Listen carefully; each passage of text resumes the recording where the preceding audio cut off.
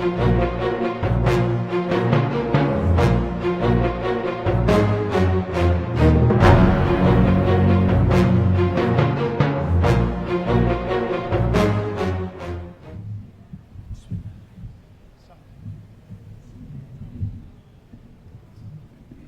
afternoon. Today, we are here for a discussion that pertains to the lives and beliefs of millions of people around the world, one that affects both Muslims and non-Muslims alike. While you may not believe in the message of Islam in the Quran, you still live in a world where 1.8 billion Muslims do. It is a fair question to know the possible threats and issues of the world in which we live. And with the threat of terrorism around the world, specifically the groups that disrupt peace and threaten lives in the name of Islam, it is essential to understand where these ideologies arise, and if they are at all related to the Holy Scripture. The question to be answered today is, does the Quran promote peace? Answering in the affirmative, we have Ayatollah Hussain and Ebady. Answering in the negative, we have David Wood and Robert Spencer.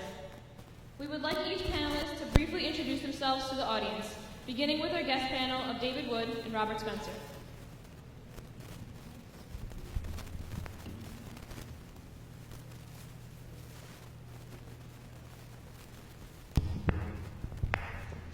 Did you just want like, hi, I'm David, or like, oh, hi, I'm David. Started studying Islam because my best friend in college wanted to show me that Islam is true, and so I started studying then, and eventually he left Islam, and I thought I was done with Islam. That was the only reason I was studying Islam. And afterwards, Muslims started challenging me to debate, so I'm still involved. Hi, I'm Robert. I suppose since David told you why he started studying this, I will too. My grandparents were exiled from the last caliphate, the Ottoman Empire, for declining the invitation to convert to Islam.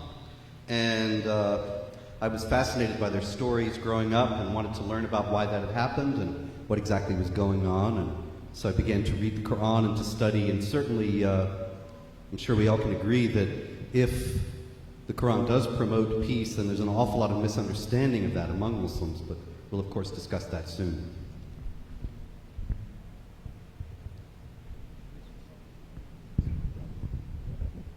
Bismillah ar-Rahman ar-Rahim. This is Dr. Hussain. I am a humble servant of Islam and humble student of Quran. I have been promoting peace, unity among the human beings, particularly the revealed religions. I am graduate of Qum Seminary. Also, I am graduate of Naulakha Church. I studied over there Christianity at Lahore as well as Islam at Qum. Assalamu alaikum wa rahmatullahi wa barakatuh. Good afternoon, ladies and gentlemen, brothers and sisters. My name is Sayyid Atiq Ebady, and I am the Imam and leader of religious services at Mosque of Imam Ali in Pennsauken, New Jersey, and also the head of the Imam Mahdi Interfaith Center here in Philadelphia. Before we begin, our audience should remember that food and refreshments will be available throughout the length of today's program. When leaving or coming back to your seat, please do as quietly as possible. We will begin with 20-minute presentations from both sides, followed by 10-minute rebuttals, a break, a question and answer session, and we will end with closing statements. We will start with 20-minute presentation from each panel. The time of 20 minutes refers to the total presentation time for each panel. David Wood and Robert Spencer will both present for a total of 20 minutes, and Said Atiq will be the sole presenter for his panel for 20 minutes. We ask the audience to please silence and turn off all electronic devices at this time, and please remain silent during the presentations. You may applaud at the end of each presentation. Any interruption from the panelists or the audience will result in time being added to the speaker's presentation. I will indicate the time remaining during each presentation and when the time has ended. We will now ask our guest panel to present for 20 minutes.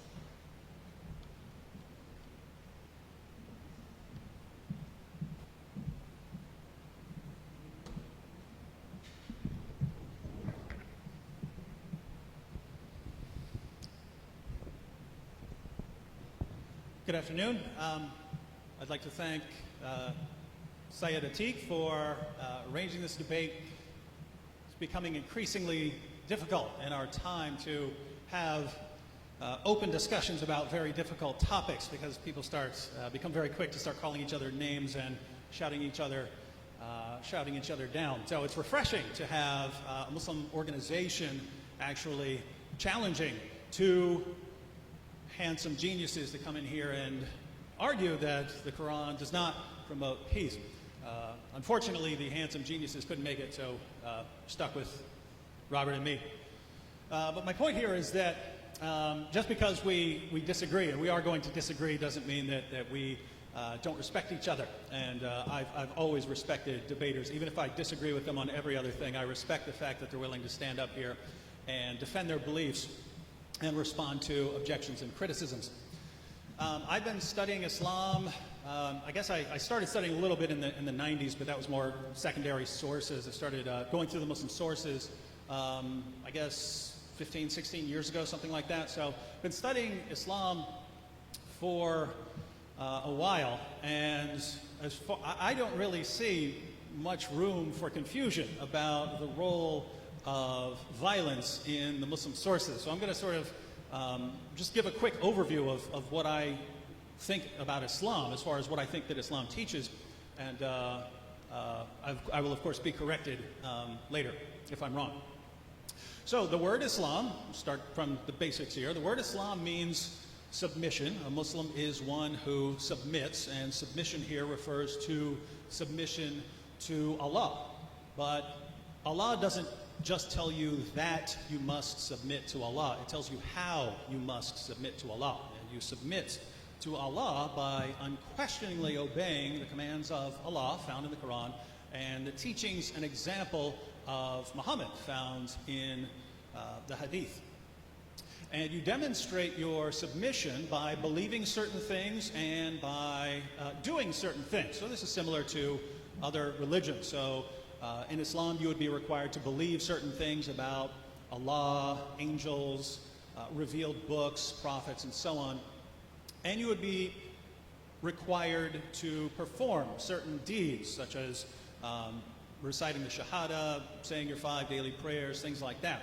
So you have to do certain things and believe certain things. Now, if Islam is a collection of beliefs and practices, how would this be different from other religions? Well, in the Quran, chapter 9, verse 29, for instance, Allah commands Muslims to fight those who do not believe in Allah nor the Day of Judgment, and those are two of the pillars two of the required articles of faith. So it's a command to fight people based on what they believe about certain things. And in the Hadith, Sahih Muslim, number 129, for instance, Muhammad said that he'd been commanded to fight people until they say that there's no God but Allah, until they perform the daily prayers and give the prescribed alms. Notice the practices. He's commanded to fight over the practices. So Allah commands Muslims to fight over the beliefs, and Muhammad commands Muslims to fight over the practices. Hence, jihad, right? That's where jihad, there are different kinds of jihad, but that is an important one of them. People who refuse to submit are to be fought until they submit. Now, I understand that there are lots of Muslims who don't agree with those last few sentences I said about being required to fight, at least in certain circumstances, not in all circumstances, but being required in certain circumstances when the Muslim community is able to fight people based on their beliefs and practices. I understand there are lots of Muslims who don't agree with that, and so the question is, how do they respond to what Allah and Muhammad said in the Muslim sources? And I see three basic ways of responding. And one of the basic ways of responding is by reinterpreting commands in the Quran. So if you open up something in the Quran and you don't happen to like it, you can interpret it in some other way. Especially if it has something to do with violence. So, chapter 4, verse 34, if you fear rebellion from your wife, you can admonish her, banish her to a separate bed, and beat her. Now, when I ask my Muslim friends, what does that mean? What does it mean by, you could, as a last resort, beat her? They tell me that it means you tap her lightly with a toothbrush on the shoulder to show your displeasure. Now, my Muslim friends seem perfectly satisfied with that as a response, but I'm sitting back there wondering when I hear this, if Allah meant tap them lightly on the shoulder with a toothbrush, why not say tap them lightly on the shoulder with a toothbrush? I mean, there are perfectly good Arabic words for saying that sort of thing. So why say the thing that sounds like it's telling you it's okay to beat your wife? Why say that instead of what you really meant? And that's the problem with this response. Over and over again in the Quran, Allah claims to be perfectly clear in His commandments. So when Allah says something, Allah had all eternity to get that exactly the way He wanted, to say exactly what He was commanding you to do. So when a Muslim comes in and says, yes, what Allah said was this, but He really meant something else, it sounds like you're claiming to be more clear than Allah in His perfectly clear word. And that sounds somewhat strange to me, and it sounds strange to many Muslims. So that's one way of responding, and the problem I see with it. The next way of responding is what I would call the context defense. Namely that, yes, you can look at verses of the Quran and they sound violent, but if you look at the surrounding verses, you'll see that it's not violent at all, or it's promoting just fighting and self-defense. And just to be clear, I'm a big fan of context. You can distort any book, the Quran or any other book, by ripping words out of context. You can distort my words right now by taking something I just said, completely ripping it out of context and making it sound like I said something else. So it is a correct criticism that context is important. And there are verses where this is perfectly relevant. When people point out chapter 2, verse 191 of the Quran, slay them wherever you find them, it is relevant to point out that a verse earlier, Allah refers to fighting people who are fighting you. So that there's an ongoing fight. It's not talking about just walking out and killing someone in the street outside this church, for instance. So context is relevant, passages like that. The problem is there are other places in the Quran where you can read the context all day long. You can look at the literary context, that's the verses that come around it. You can look at the historical context, and the verse turns out to mean exactly what it sounds like it means. Fight those who do not believe in Allah or the last day is one of those verses. There's nothing in the context about people attacking you. Nothing historical or literary context. Nothing about anyone attacking you. It's about fighting people based on what they believe. So the context doesn't help here. And the third basic response is for Muslims to go to passages of the Quran which do say something peaceful. So if you're a Muslim and someone disagrees with you, you are to say, to you be your religion and to me be my religion. Well, that sounds peaceful. There's no compulsion in religion. That sounds peaceful. Those sound good. Now, what's the problem here? Well, the problem here is those are not sort of the final marching orders of Allah or Muhammad. When we go to the life of Muhammad, we see a pattern emerge. And it's the same pattern we find in the Quran. It's the same pattern we find in the Hadith. Namely, that when Muhammad was completely outnumbered in Mecca, and any sort of confrontation with the unbelievers, any sort of physical fighting could have resulted in the Muslim community just being wiped out, Muslims were told to preach a message of peace and tolerance. Don't even fight. Don't fight even in self-defense. Later, Muslims left Mecca, went to Medina, and were able to form some alliances, had a lot more people on their side, and then the message changed to fight those who fight you. That's when you're fighting people, but the other people have to start the fighting. And so here you have what's called defensive jihad. You fight jihad, but it's for defensive purposes. The other groups have to do something to start it. But those are not the final marching orders. There is a later period when Muslims have the dominant position in society. They have the upper hand. They have the most and the strongest community. And that's when the commands change from fight those who fight you to fight those who do not believe. Now you have the subjugation of non-Muslims and non-Muslim groups.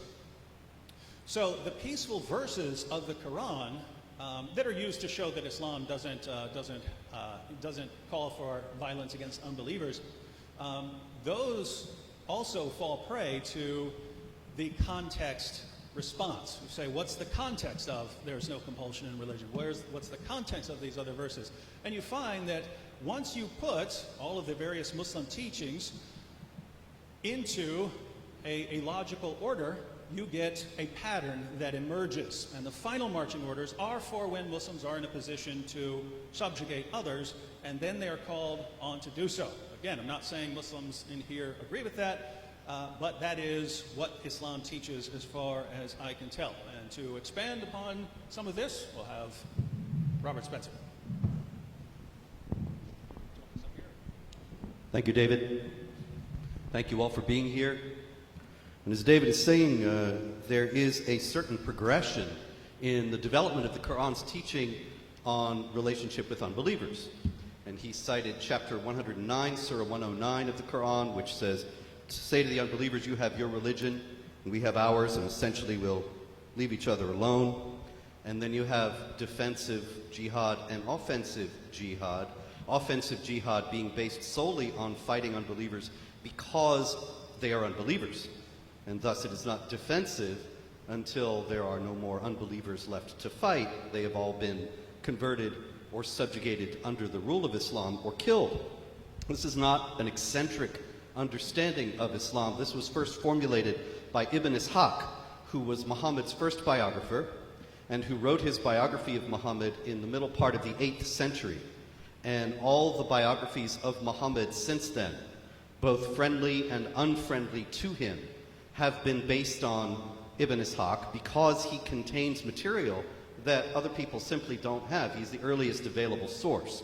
And he was aware, as many of the early Muslims were aware, that there was a certain discrepancy in the Quran's teaching on jihad and on the relationship with unbelievers. Sometimes it was saying, you get along with them and coexist and speak to them more eloquent words than they are speaking to you and so on. And other times it's saying go to war. And so he explained that there was a progression from tolerance to defensive jihad to offensive jihad as the final stage. And this was based on the idea in the Quran that the different surahs from Mecca and from Medina, Mecca being the first part of Muhammad's prophetic career when he was based in Mecca and was a preacher of religious ideas without any political or military power, and Medina later being where he settled and became a military and political leader as well as a religious one, that the Medinan verses coming chronologically later cancel out or supersede or have a superior authority to the verses from Mecca. This doesn't, of course, mean that anything is taken out of the Quran or blotted out altogether. It's a matter of, as generally the Islamic scholars have explained, it is starting with Ibn Ishaq and going up through Ibn Qayyim and Ibn Kathir and the Tafsir al-Jalalain, which is one of the mainstream commentaries on the Quran, of course, among Sunni Muslims, and all the way up to the 20th century. You have the idea based on chapter 2, verse 106 of the Quran, whenever we abrogate a verse or cause it to be forgotten, we will supply one that is just as good or better. That what comes chronologically later takes precedence over what comes chronologically earlier, and only when the circumstances of the earlier period are replicated are those passages in force. What I mean is this, that when Muhammad was preaching, you have your religion and we have ours, as in Surah 109, the Muslims were small and powerless. So when Muslims are small and a powerless group, they preach, you have your religion, we have ours, Islam is peace. But as they grow in power, just as Muhammad grew in power and began to teach first, fight those who fight you, as in chapter 2, verse 190, and then fight until religion is all for Allah, is in chapter 8, verse 39, then the defensive and then offensive jihad, they kick in. Now I should also add, just to make sure that we understand each other at this point, that many people will say, no, jihad is spiritual altogether. And that is very clearly something that is adamantly rejected by the Quran itself. For example, the Quran says in chapter 4, verse 95, not equal are those of the believers who sit at home, except those who are disabled, and those who strive hard, that is, wage jihad, jahada, the verb there, and fight in the cause of Allah with their wealth and their lives. Obviously, if jihad were solely, certainly jihad does have the sense of being a spiritual struggle within the soul to better oneself and bring one's life into conformity with the will of Allah.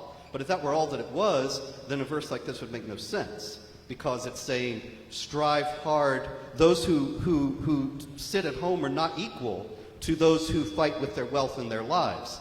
A spiritual struggle does not ordinarily involve one's wealth and one's life. Actually, it does ordinarily involve sitting at home and praying and devoting oneself to spiritual exercises and devotions and so on. And so, of course, there are many other indications that it's much more than a spiritual struggle, as in chapter 8, verse 41, know that whatever of the war booty you may gain, verily 1/5 is assigned to Allah and to the messenger and to the near relatives of the messenger and the orphans. Obviously, there's no spoils of war arising from a spiritual struggle. That's a hot warfare, clearly, in which prisoners are taken, their property is seized, and so on. This is underscored by a hadith in which Muhammad says, I have been commanded to fight against people until they confess that there is no God but Allah and I am his messenger. And when they do, their lives and their property are safe from me and my followers. In other words, as long as the people confess that there is no God but Allah and Muhammad is his messenger, their lives and property are safe.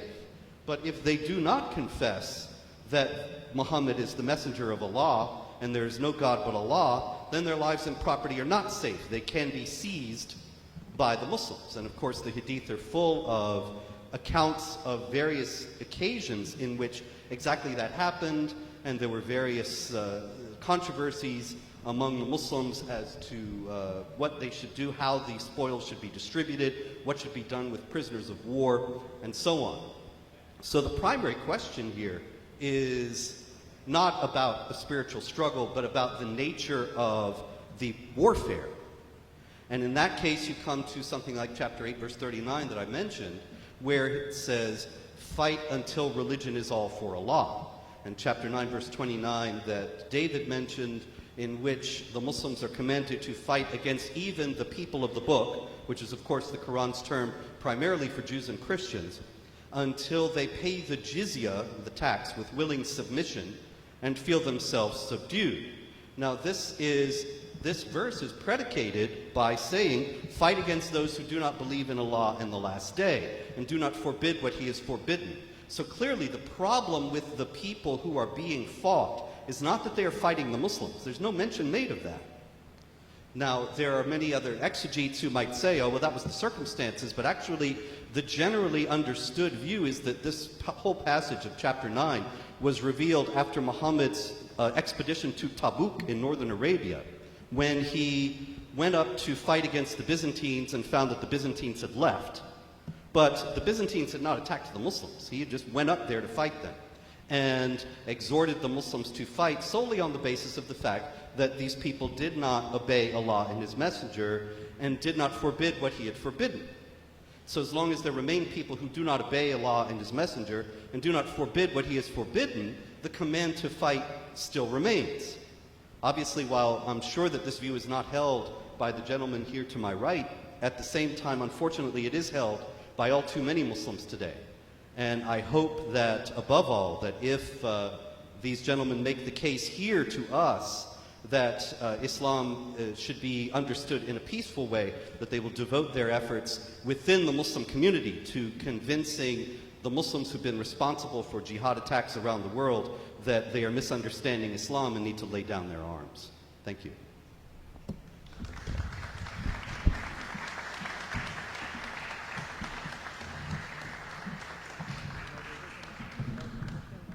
Thank you.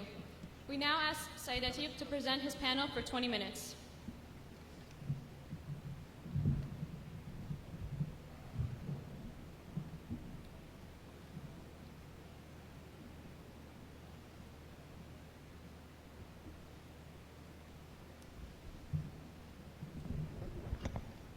أعوذ بالله من الشيطان الرجيم بسم الله الرحمن الرحيم الحمد لله رب العالمين والصلاة والسلام على سيدنا محمد وآله الطاهرين صل على محمد وآل محمد. Assalamu alaikum wa rahmatullahi wa barakatuh. My beloved brothers and sisters, ladies and gentlemen, respected clergy, both on the panel and in the audience, and our respected guests who have graciously accepted our invitation to come and have this discussion with us. We thank you very much, and especially we thank the organizers of Berean Presbyterian Church for allowing us to have this discussion here today. Our debate question is, does the Quran promote peace? Peace doesn't mean that we agree with each other on everything. An environment of peace is an environment that does not have oppression, persecution, or conflict. Peace means that we live our lives and we let other people live their lives as well. As the Quran says in chapter 109, verse number 6, as David Wood said so eloquently, for you is your religion and for me is my religion. Also chapter 7 verse 180 says, and Allah's are the best names, therefore call on him thereby, and leave alone those who violate the sanctity of his names, they shall be recompensed for what they did. So naturally our debate question should be answered with reasoning and with evidence. As the Quran says in chapter 2 verse 111, it says, say, bring your proof if you are truthful. Now the Quran is a single book. It is not a collection of books. It's not an anthology. It's not a collection of short stories. It is a single book, so we should not cherry pick its verses. The Quran says in chapter 2 verse 85, do you then believe in a part of the book and disbelieve in the other? One part of the Quran explains another part of the Quran. We also cannot overlook the meanings of words or phrases. Translations into languages other than Arabic are sufficient for understanding the basics of Islam and for a person to be a good Muslim.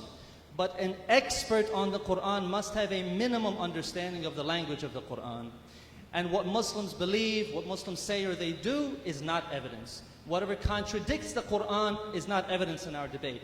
And we cannot interpret the Quran according to our own biases or our own limitations. We must allow the Quran to speak for itself. And also we may use hadith as evidence. Hadith are accounts of what people saw or heard from Prophet Muhammad. Hadith also includes the words and actions of the 12 successors from his family. So we have Prophet Muhammad saying in a widely accepted narration, he says, I'm leaving among you two weighty and important things. The one being the book of Allah, and the second are the people of my house. So after Prophet Muhammad died, the general Muslim community, they did not follow his family, and the authority was taken by others that the Prophet had not endorsed. So some of these rulers after Prophet Muhammad, they sent the Muslim armies into foreign lands. And to gain public support for their military adventures, they enlisted influential figures to start fabricating hadith. So we have Prophet Muhammad saying, O people, many lies have spread around and they are considered to be my hadith. Whoever forges lies and calls them my sayings has filled up his seat with fire. And Imam Ali, the first successor, said after the Holy Prophet, there were more such lies. So some fabricated hadith made it a sin to rebel against tyrants. This worked out very good for a tyrant. Or some others encourage spreading Islam through offensive war. And this works for a person who wants to spread his empire. Now Prophet Muhammad has said that if a hadith agrees with the Quran, you should accept it. But if it contradicts the Quran, then you reject it. So the Quran presents Prophet Muhammad as a warner, as a reminder, as a guide, as a mercy to the world, but never introduces him as one who brings war. Prophet Muhammad has said that God has said, woe upon those who treacherously use religion for their worldly goals and fight those who command people to yield to justice. Woe upon those among whom the believers live frightened and hide their belief. This saying perfectly demonstrates what ISIS does today. Or he said, Allah has cursed the one who kills someone other than the one who tries to kill him, or strikes against someone other than the one who tries to strike him. And he said, a believer spending days and nights with suffering from the losses of his loved ones is better than his spending days and nights in the state of war. We seek protection from Allah against war. A man asked the 6th Imam, as we believe there are 12 Imams after Prophet Muhammad, asked the 6th Imam, I mobilized and faced the disbelievers. Should I fight them before calling them to Allah? And the Imam said, if they mobilize and fight, then you were drawn into it. But if there are people who have not mobilized and had not fought, you can do nothing but invite them to Allah. A man, in another narration, had acquired a sword and a horse, and people asked the 8th Imam, what that man should do. And the Imam said he should serve as a guard, but he must not fight. The people then asked, do you say that if the Romans entered the land of the Muslims, they should not stop them? And the Imam answered, their duty is to be on their guard but not fighting. However, if the center of Islam, the center of the Muslim nation and Muslims are in danger, then one must fight. After Prophet Muhammad, one ideology supported self-defense, which is the message of the 12 Imams, who the Prophet endorsed and commanded the Muslims to follow, and another group fabricated hadith and narrations to justify their militarism, such as we have today with the Wahhabi ideology, which is the ideology of ISIS and Al-Qaeda and the Taliban. So these terrorist groups, they all follow this ideology, and this doctrine goes all the way back to those tyrants who were fabricating and making up hadith after the Prophet. Imam Hussain was the third Imam after Prophet Muhammad, and he was the grandson of the Prophet. And in his time, he led an uprising against a tyrant named Yazid. Imam Hussain, he said, verily, I have not risen up because of provocation, nor arrogance, nor to cause chaos, nor as an oppressor, and verily I have come out seeking the reformation of the nation of my grandfather Muhammad. Meaning that after Prophet Muhammad, the nation had gone away from his teachings, and now the one that the Prophet had established and endorsed and commanded the Muslims to follow, he must reform that nation and that religion back to what the Prophet had taught. So Imam Hussain and 72 of his supporters, they stood against Yazid's army of 30,000. And on that day they became martyrs, even as they called the enemy to abandon tyranny. And this epic of Karbala is the true meaning of jihad, which means standing against tyranny and oppression. Imam Hussain also said, O people, the Prophet of Allah said, whoever sees a tyrant king acting towards the servant of God with sin and tyranny, then if he does not act against that king through practice or speech, it is Allah's right to make him enter into the tyrant's place of entry, meaning the hellfire. So after Prophet Muhammad, there were certain dynasties that fought each other for power, and the 12 Imams were a thorn in their side because they spoke against tyranny and against oppression. This continues today as the followers of the 12 Imams. They fight against the Wahhabi ideologies of ISIS and Al-Qaeda. And terrorists like ISIS, they hate the Shia, they hate the followers of the 12th Imam because of their call to follow these 12 Imams. And the Shias are the primary targets of these terrorists, and the Shias and the Sunnis, even today, they're on the front lines fighting and dying against ISIS. Every year, more than 20 million people, Shias, Sunnis, Christians, Hindus, people from other religions, they gather in Karbala to commemorate the sacrifice of Imam Hussain and to show their opposition to terrorist groups like ISIS. And this is the message of the 12 Imams who taught what is consistent with the Quran and what is consistent with the tradition of Prophet Muhammad. But we do not accept the hadith just because it is attributed to the 12 Imams. The Quran is from God, therefore it is infallible and perfect, but the hadith are transmitted to us through people. Therefore, a hadith cannot be evidence in this debate if it contradicts the Quran. So with this standard, the answer is a definite and absolute yes, that the Quran promotes peace through justice.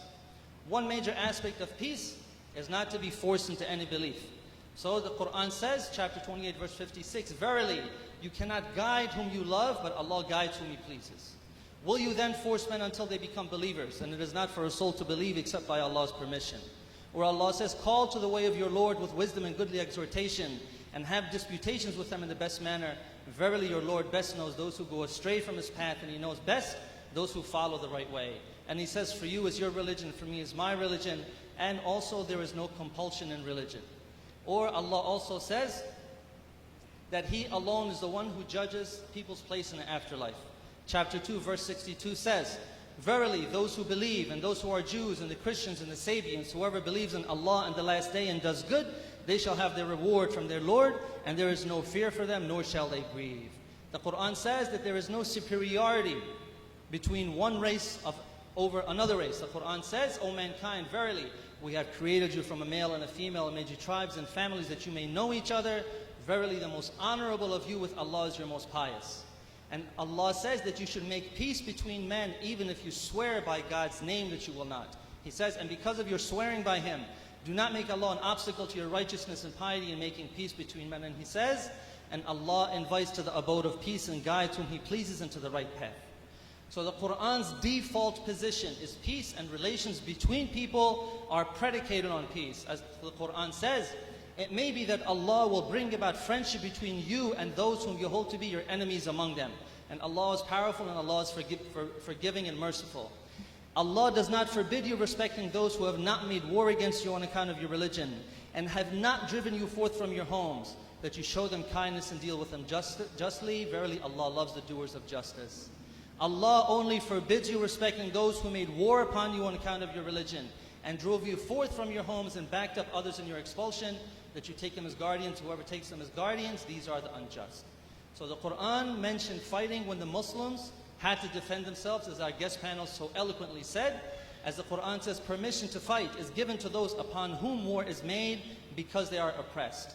And the good and the evil are not alike. So repel evil with what is best, so then he between whom and you was enmity would be as if he were a warm friend.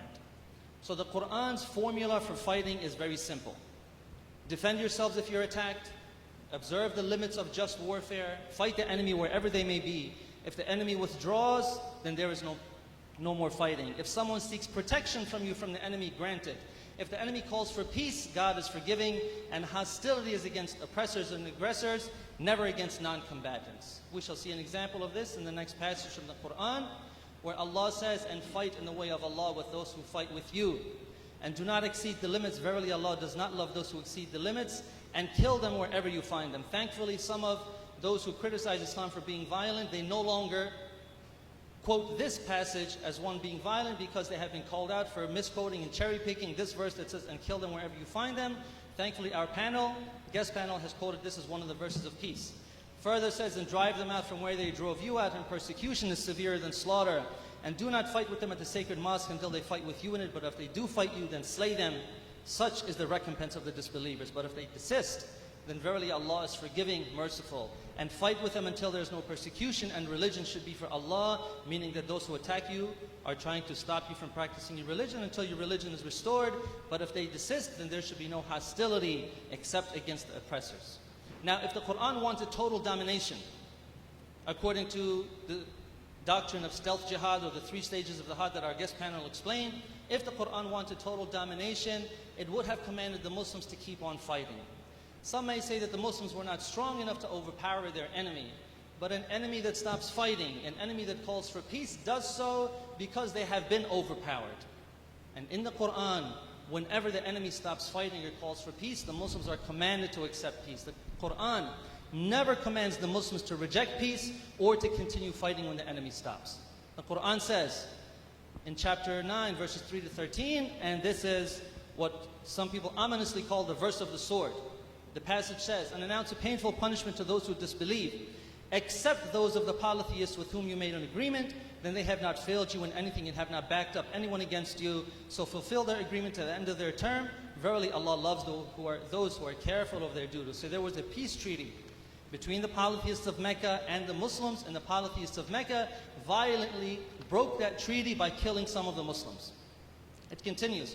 So when the sacred months have passed, then slay the polytheists wherever you find them, and take them captives, and besiege them, and lie in wait for them in every ambush. Every one of these is an example of a tactic of warfare that every nation uses. This is standard tactics of war. Then it says, then if they repent and keep up prayer and pay the poor rate, leave their way free to them. Verily Allah is forgiving and merciful. So those who join the Muslims are forgiven. And if one of the polytheists seeks protection from you, grant him protection until he hears the word of Allah.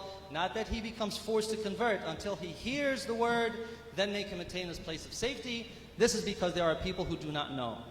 How can there be an agreement for the idolaters with Allah and with His Messenger, except those with whom you made an agreement at the sacred mosque? So as long as they are true to you, be true to them. Verily Allah loves those who are careful of their duty. So it means keep peace with those who keep peace with you. It continues, how can it be, while if they prevail against you, they would not pay regard in your case to ties of relationship, nor those of covenant. They please you with their mouths, while their hearts do not consent, and most of them are transgressors. They have taken a small price for Allah's communications, so they turn away from His way. Verily evil is it that they do. They do not pay regard to ties of relationship, nor those of covenant in the case of a believer, and these are they who go beyond the limits. But if they repent and keep up prayer and they pay the poor rate, they are your brethren in faith, and we make the communications clear for a people who know. And if they break their oaths after their agreement and openly revile your religion, then fight the leaders of disbelief. Verily their oaths are nothing, so that they may desist. It emphasizes that fighting is only against those who have violated the treaty. And the next verse says, so will you not fight a people who broke their oaths and aimed at the expulsion of the messenger, and they attacked you first? Do you fear them? But Allah is most deserving that you should fear Him if you are believers.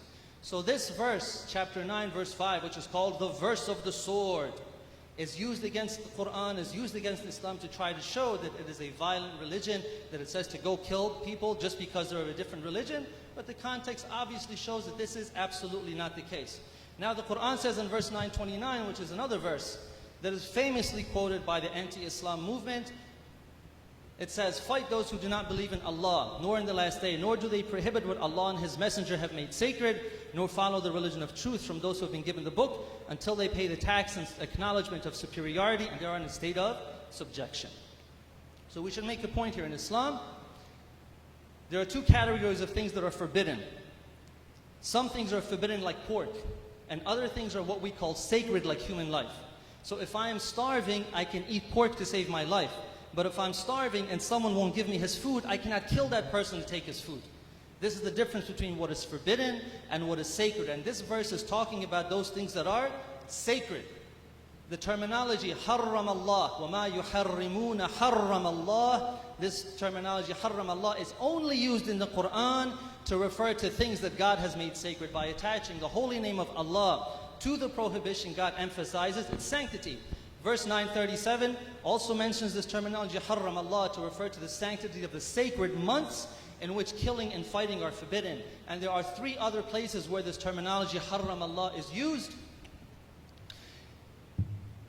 And there are the last three verses mentioned here, which have almost exactly the same wording. And do not kill the soul that Allah has forbidden. حَرَّمَ اللَّهُ, Allah has forbidden that life to be killed, except in the requirements of justice. And all three have exactly the same wording.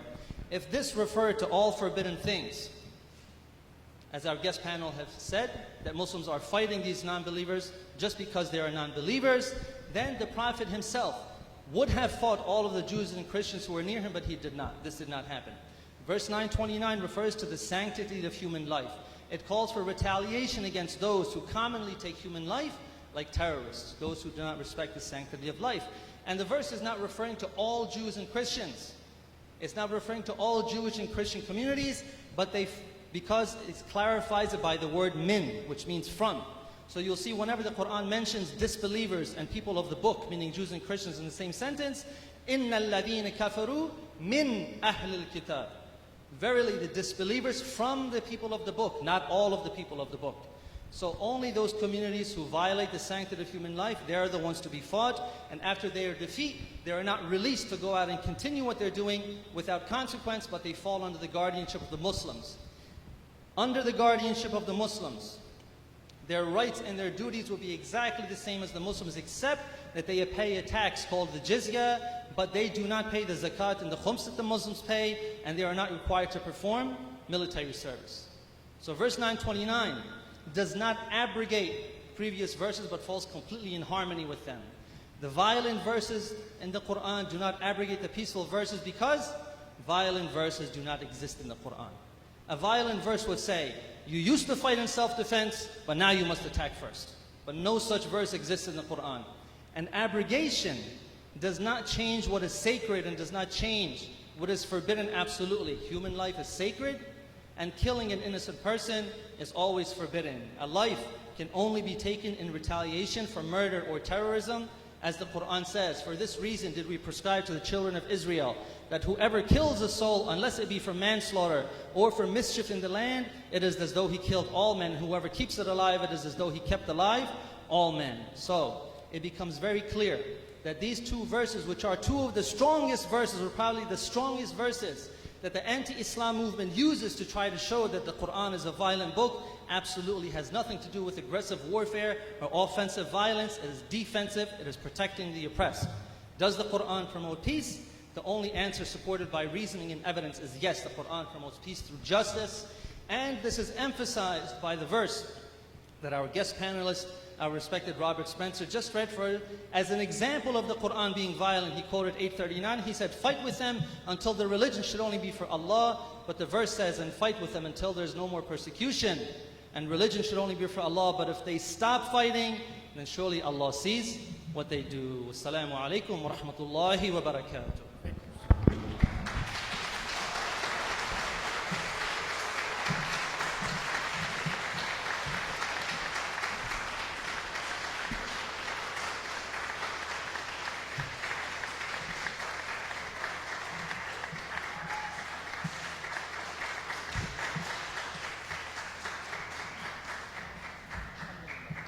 Thank you.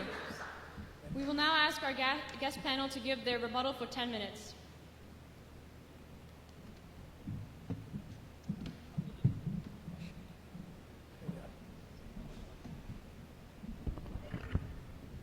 Let me start with that last verse mentioned.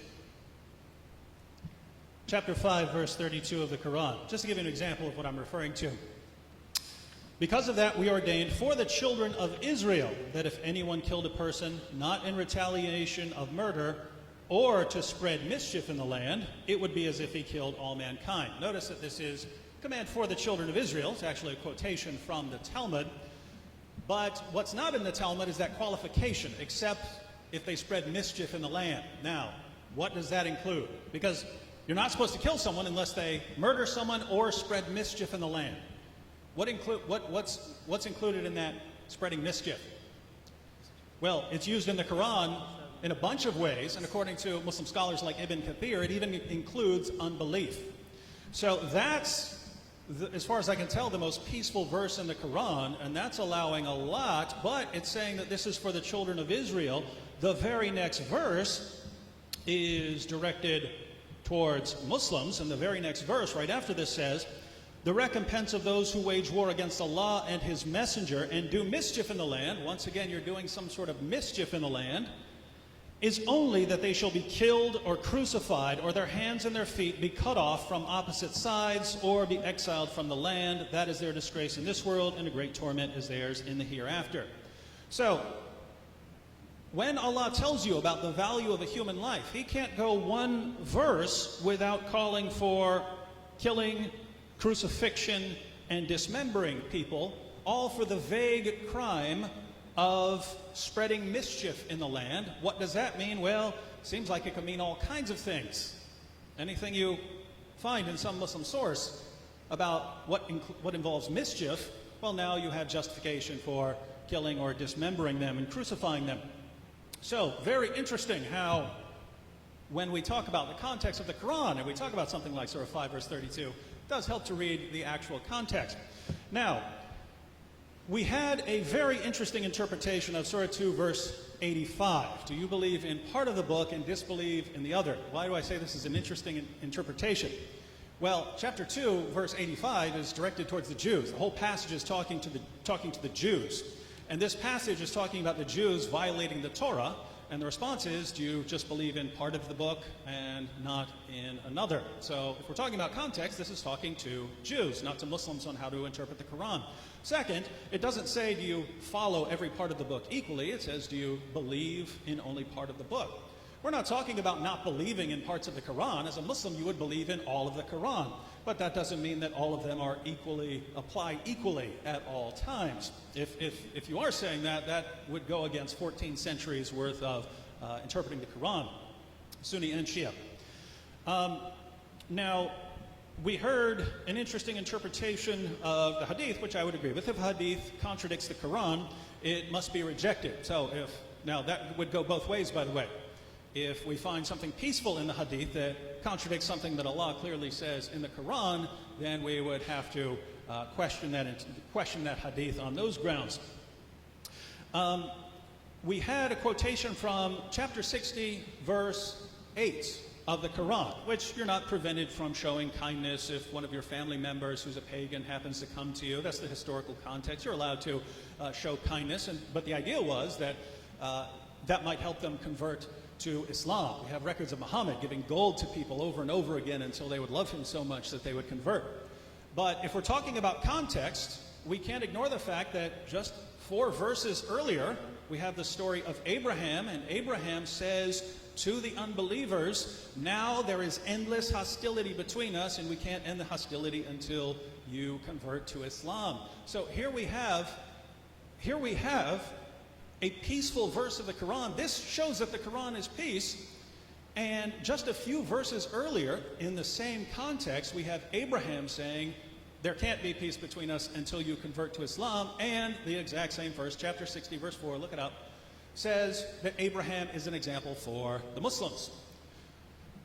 So, if, over and over again, any peaceful passage of the Quran that we turn to, we find something that really seems to contradict it, it's very easy to say, well, the peaceful part that I really like here, that's the part that applies. This other violent part, it can't mean what it sounds like it means. I have to assume that Allah means the peaceful part. My view is that Allah meant them all, right? If he's talking about showing peace towards someone in certain circumstances, Allah means that. If he says fight those who do not believe in Allah, he means that as well. The only way to reconcile these passages is as an unfolding revelation that was impacted by the situation that Muslims were in, because Muslims were in different situations during the time of Muhammad, and different rulings are going to apply. This doesn't change the fact that the final marching orders have nothing to do, and you can read the chapter, matter of fact, maybe we'll read it later, chapter 9, verse 28 through chapter 9, verse 23, that's the passage talking about dealing with Jews and Christians. There is not one word in that passage about anyone doing anything other than believing the wrong thing or practicing the wrong religious belief. Not one word about fighting. And to expand on this, Robert Spencer. Thank you, David. Our esteemed colleague, my friend here, was very right in warning about fabricated hadith. And he quoted quite a few hadith. Actually, I happen to have the source that he was using for the hadith that he quoted, the hadith collection Al-Kafi, and it is generally considered to be reliable among Shiite Muslims. And in it, it says, this is one of the passages he did not quote, that Muhammad is quoted as saying, mobilize in the name of Allah and in the way of Allah. Fight those who reject belief in Allah. Fight those who reject belief in Allah. He doesn't say fight those who reject belief in Allah if they fight you or if they attack you, but simply because they reject belief in Allah. This is underscored by the fact that he goes on to say, when you meet these people, you give them 3 choices. Call them to al-Islam. So in the first place, you are addressing the fact that they are not believers. You are not asking them to lay down their arms or dealing with them in any kind of context of war previous to that. You're calling them to Islam. If they reject that, then you ask them to pay the tax, the jizya, which was explained very ably, except for the fact that the other part of the passage, chapter 9, verse 29, says, with willing submission and feel themselves subdued. And the non-believers who have been under this agreement in Islamic lands have always lived in a state of subservience, denied basic rights, having to submit to various humiliating and discriminatory regulations that made sure that they felt themselves subdued. Also, when we are dealing with these kinds of issues, it is important to evoke authorities that are generally respected among Muslims who delineate the understanding of these passages for Muslims. After all, no Muslim is believing what Spencer thinks about Islam, nor should any Muslim.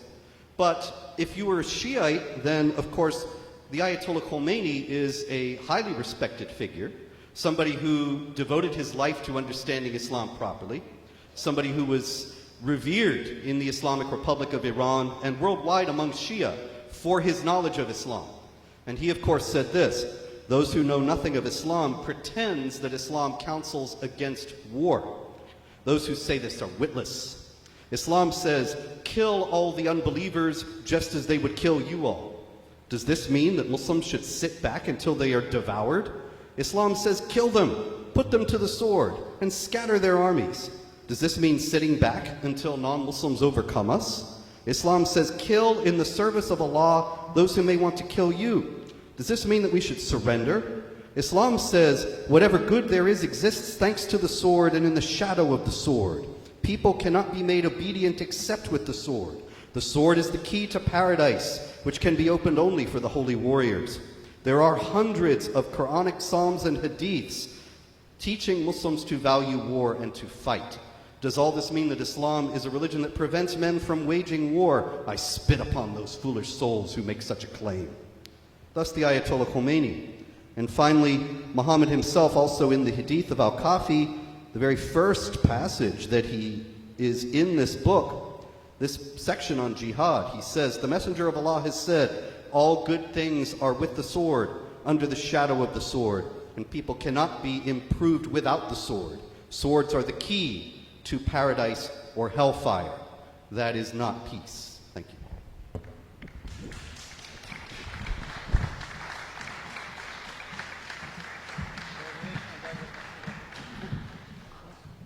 Thank you. And now Said Atiq will give a 10-minute rebuttal for his panel.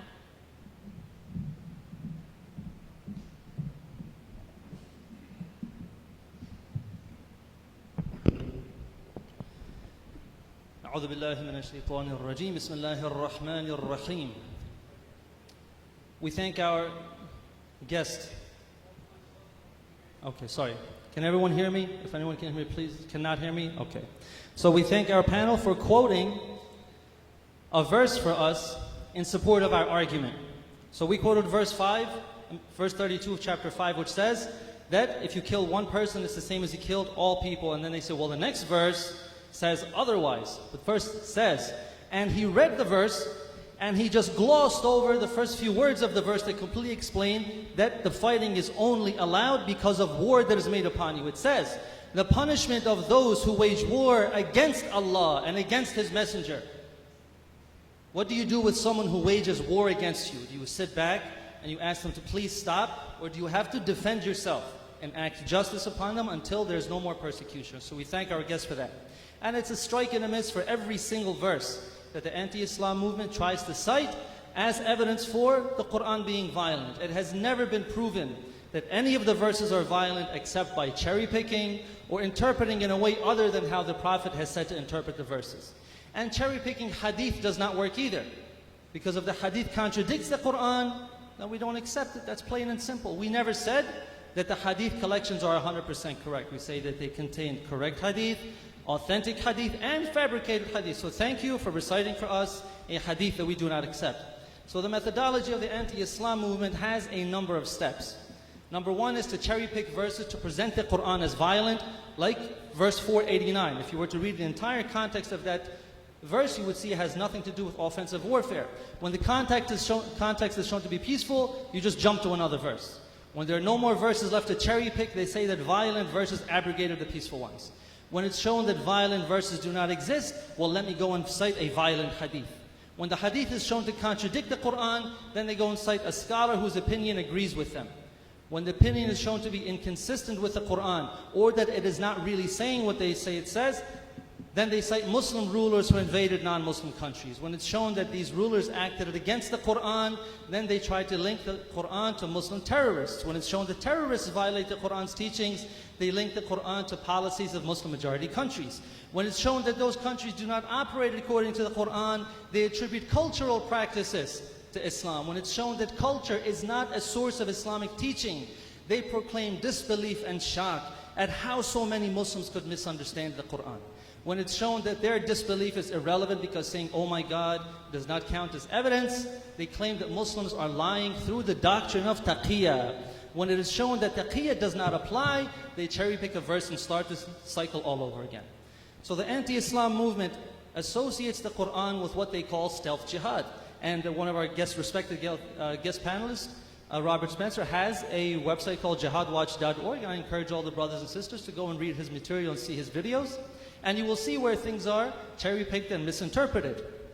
So the first thing says, the first step of this stealth jihad is to call for peace when the Muslims are weak. The second is to defend yourself when you're capable of defending yourself. And the third is to spread Islam by violence when the Muslims are strong. So stealth jihad only works if the Quran allows aggression.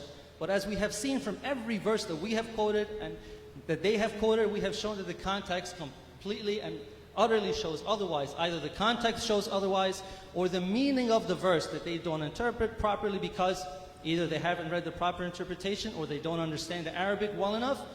It shows that it is not dealing with attacking people offensively. So since the Quran doesn't allow stealth jihad, then the very idea of stealth jihad is anti-Quran. And they also rely on the concept of abrogation, which means to repeal or cancel. They say that violent verses came after the peaceful verses, so the violent verses abrogated the peaceful ones. But for this to work, the violent verses must exist in the first place. Since the Quran only allows self-defense, there's no abrogation of peaceful verses, so stealth jihad, or this three-step process of jihad, has no place whatsoever in the Quran. Even when the Muslims are called to self-defense, the Muslims must not cross the boundaries of ethical warfare, as we explained earlier in chapter 2, verse 190, and fight in the way of Allah with those who fight with you and do not exceed the limits. So, Ayatollah Sistani, who is one of the highest ranking scholars in the world of Shia Islam, he expanded on these limits in an address that he made to Iraqi soldiers fighting against ISIS. You know ISIS, the murderers and the terrorists and the rapists and the pillagers who kidnap people and take slave girls and do horrible and horrific things. When the Muslims went to fight against them, these are the instructions from Ayatollah Sistani. He says, God has called for jihad and has privileged the warriors. It is necessary then to learn these conditions and etiquettes of jihad thoroughly. Do not indulge in acts of extremism. Do not disrespect dead corpses. Do not resort to deceit. Do not kill an elder, a child, or a woman. Be attentive to the sanctity of the human souls. Be attentive to the sanctity of the lives of those who do not fight, such as the weak, the children, the women, even from families of those who fight with you. Do not accuse others of blasphemy, which could then lead to their death. Never inflict harm on non-Muslims regardless of their religion and sect. The Muslim must protect his non-Muslim neighbors in the same manner and vigor as he would when he protects his own family. Do not steal the money of others. Do not disrespect the courts of the dead. Do not violate the sanctity of their women and houses. Do not enter their homes. Do not verbally abuse their women. Do not insult their honor, even if your enemies abuse your women and insult your honor. Do not deprive any people who do not fight you of their rights. Know that most of those who fight you are victims who have been led astray by others. Let your righteous actions, your just conduct, and your sound admonition serve as an example for them. Do not resort to oppression. It may be the case that when you adhere to good conduct and discipline, you suffer losses. Nevertheless, this is more spiritually rewarding. Show compassion towards them like you do with your own. Remember God at all times, and remember that one day you will stand before Him.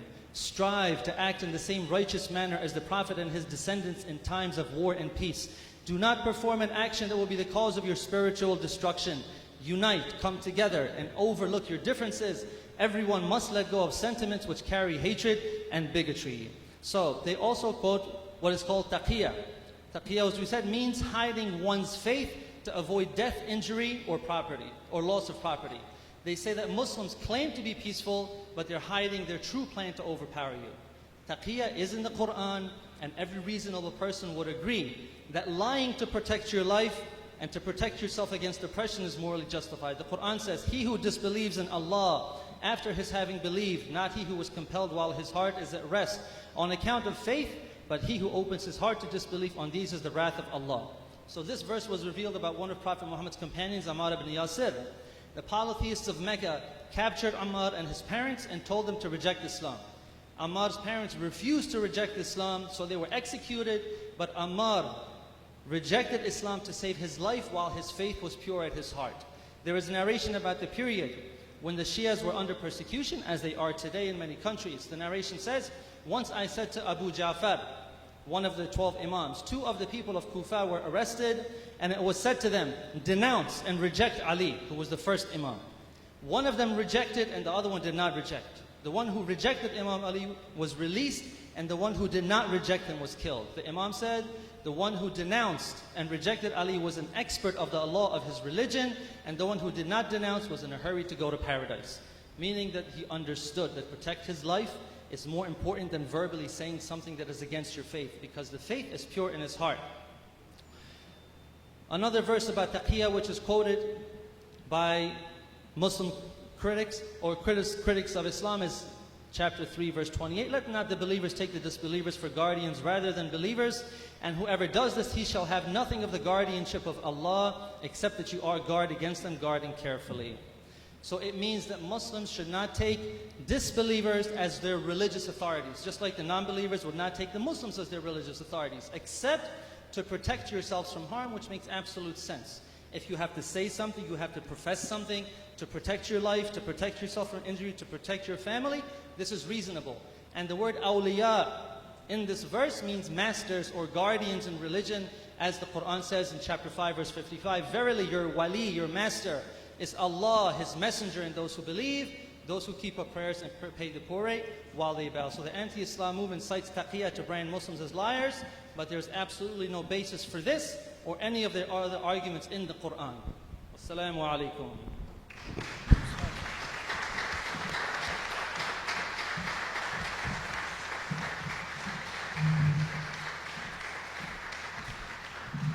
We thank both panels for their presentations. We will now have a 20-minute break followed by a question and answer session. We recommend that the audience use this time to prepare questions for either panel. Note cards and pens will be distributed. Please indicate which panel your question is which panel your question is for, and please be concise, and questions should be related only to today's topic. Return your question cards to any of the volunteers circulating around, and we will reconvene in 20 minutes. So, and we ask all audience members to be in their seats so that we can begin promptly. Thank you.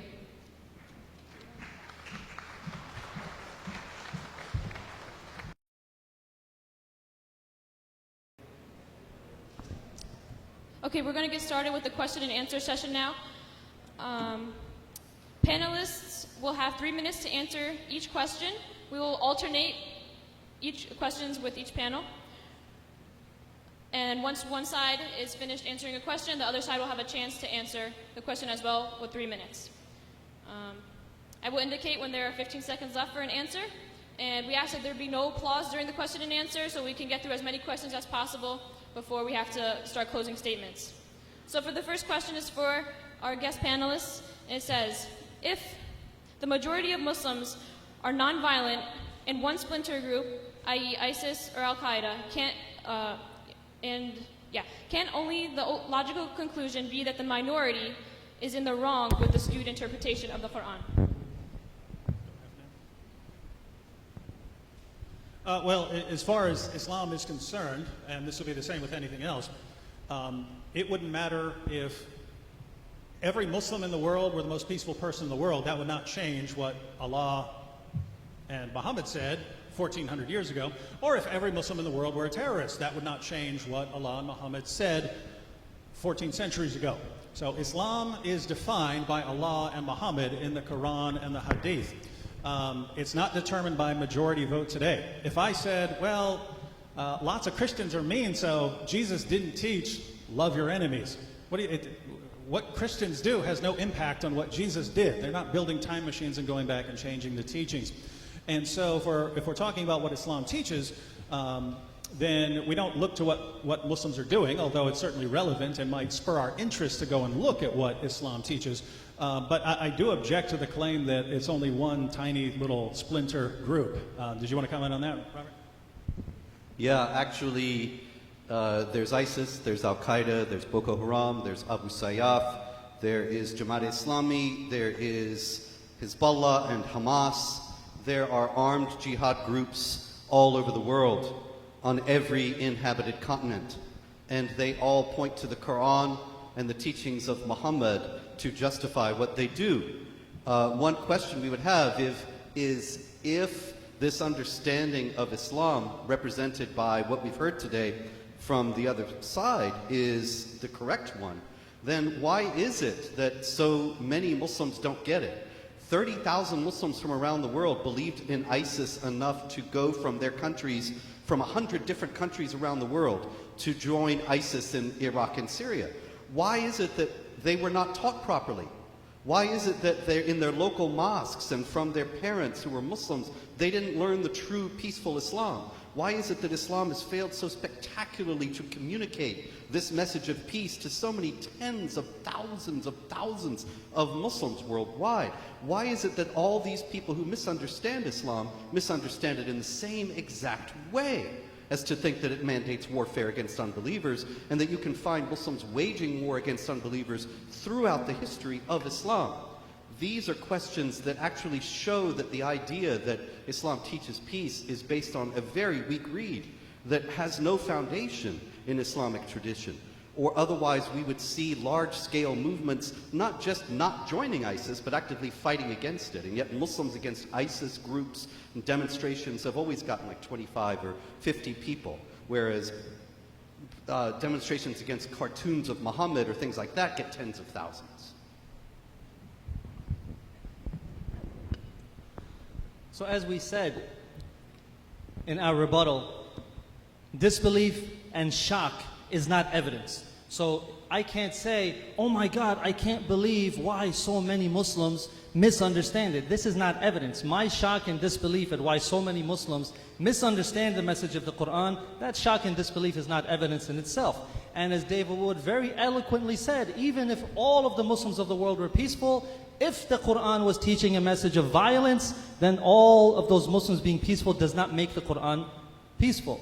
But in the same way, if a majority of the Muslims, even if all of the Muslims were violent, it would not make the Quran violent. The religion is separate by itself in one side, and the people and what they do is completely something else on the other side, and this goes for any religion. What Christians or Muslims or people of any religion have done in the past is not a reflection of the religion itself. The religion is completely separate. So we do not say that just because the majority or a minority of people do something that is what determines what the scripture teaches. No. Truth is not determined by the majority. Truth stands by itself no matter how many people believe it. So as we said, there is absolutely no verses of violence whatsoever in the Quran, and all of the verses that they have constantly been quoting. For example, one of the verses that is famously quoted as being a verse of violence is chapter 4, verse 89. Which says, they desired that you should disbelieve as they have disbelieved, so that you may all be alike. Therefore take not from them guardians until they fly in Allah's way, but if they turn back, then seize them and kill them wherever you find them. So they quote this verse, they cherry pick it, but they do not read the verses before which say, and what reason do you have that you should not fight in the way of Allah and of the weak among the men and the women and the children, those who cry out and say, our Lord, cause us to go forth from this town whose people are oppressors, and give us from yourself a guardian, and give us from yourself a helper. So the first verse says there's people being oppressed and they're crying to you for help. Why don't you go and help them? Then the verse says go and fight them. And then the verses afterwards, just as the passages before, they qualify and they limit. It says, do not cross the limits. If they ask for peace, you respect that. But if they do not ask for peace, then you fight for justice. 40 seconds.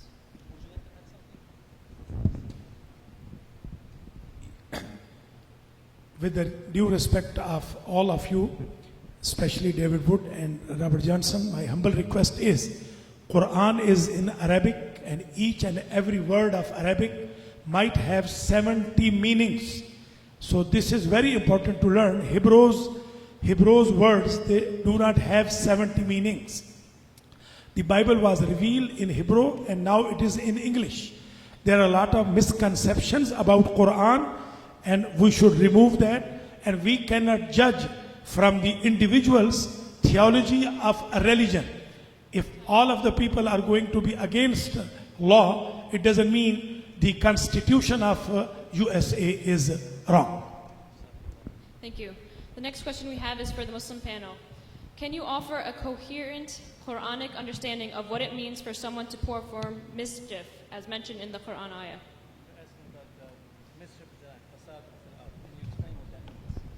As I said earlier, fasad doesn't mean only the difference. Fasad doesn't mean the difference of opinion. That has a word, ikhtilaf. Fasad means to create something wrong which causes the terrorism, وَقَاتِلُوهُمْ حَتَّى لَا تَكُونَ فِتْنَةً. Fitna, al-fitna to akbaru min al-qatl. Even Quran says this mischief is worse than killing. If terror is going to be promoted, so every government and every religion follower will be against those terrorists. This is not against the difference of opinion. So just to quickly clarify the words that he was using, fasad, in the verse that is quoted so oftenly by saying there is a phrase which is used in many verses of the Quran which says, and those who make mischief in the land, وَيُفْسِدُونَ فِي الْأَرْضِ, they make mischief in the land.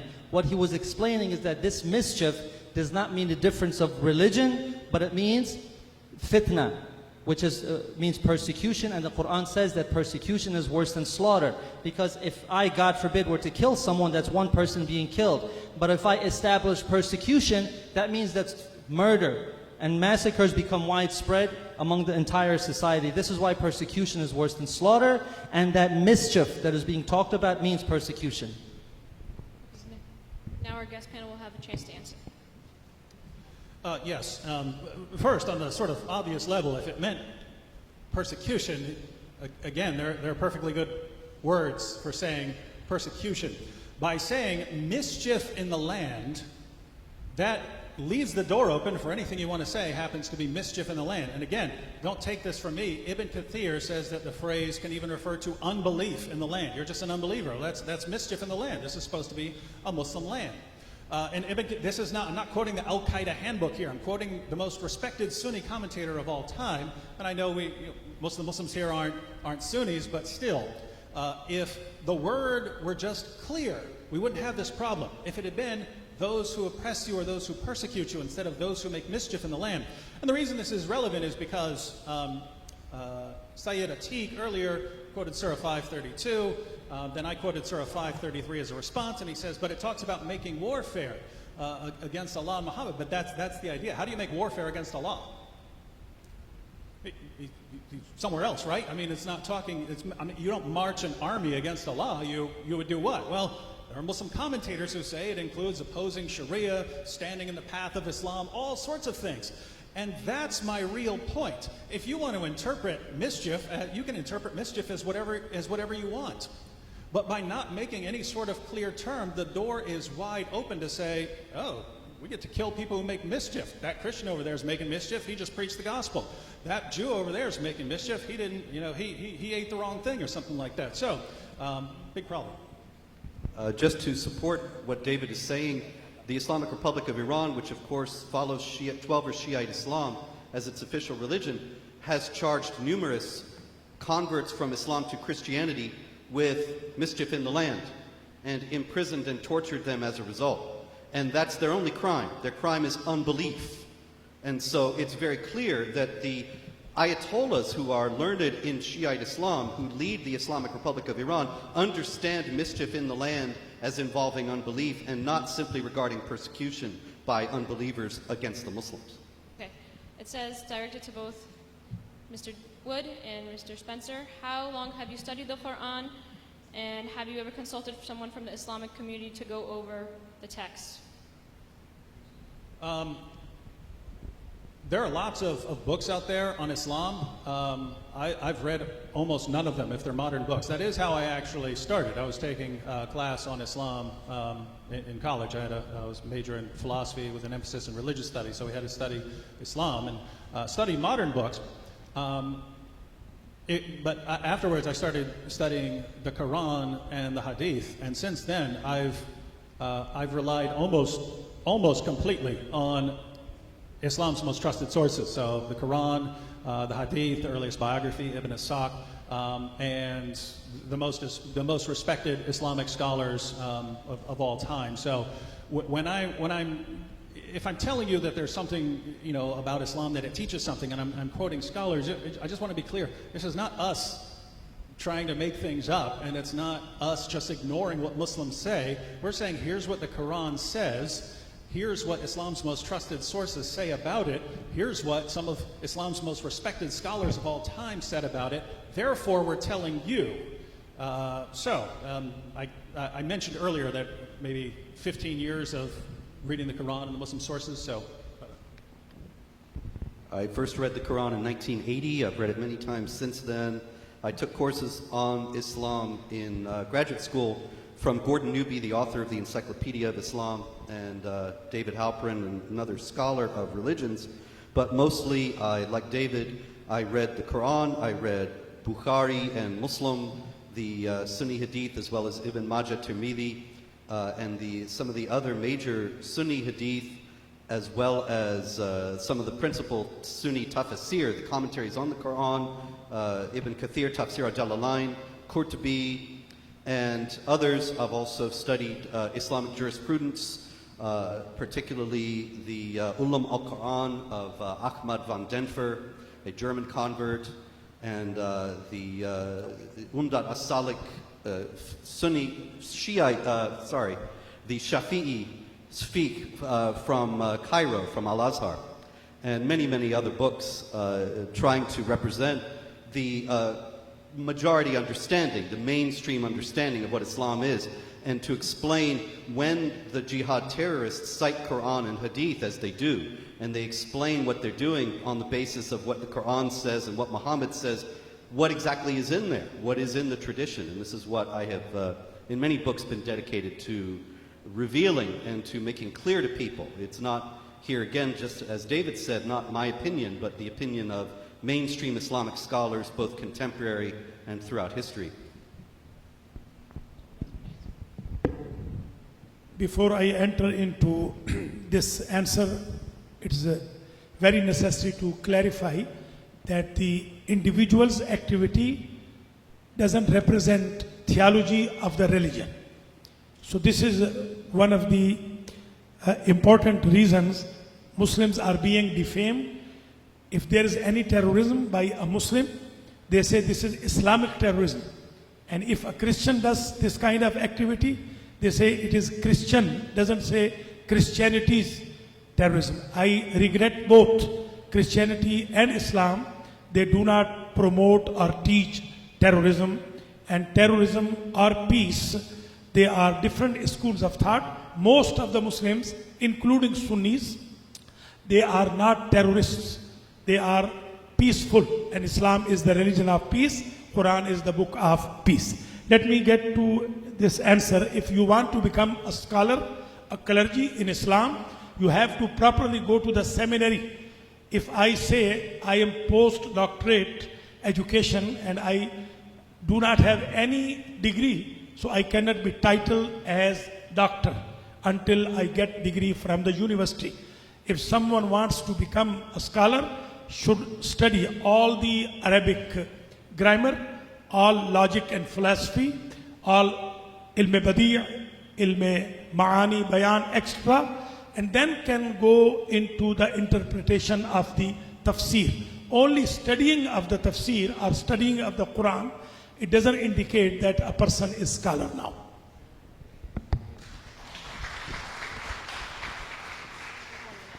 Please, the applause takes up the time of the people as questions, please. So very quickly, in the few seconds that are left, I would just like to say that when we say, why is it that so many Muslims misunderstand the Quran and think it's violent? Well, it's very clear to us. We read it exactly as it's read, we read it in the context, we don't cherry pick or misinterpret. So why is it that we understand that it's peaceful? Isn't it possible that we have the correct interpretation?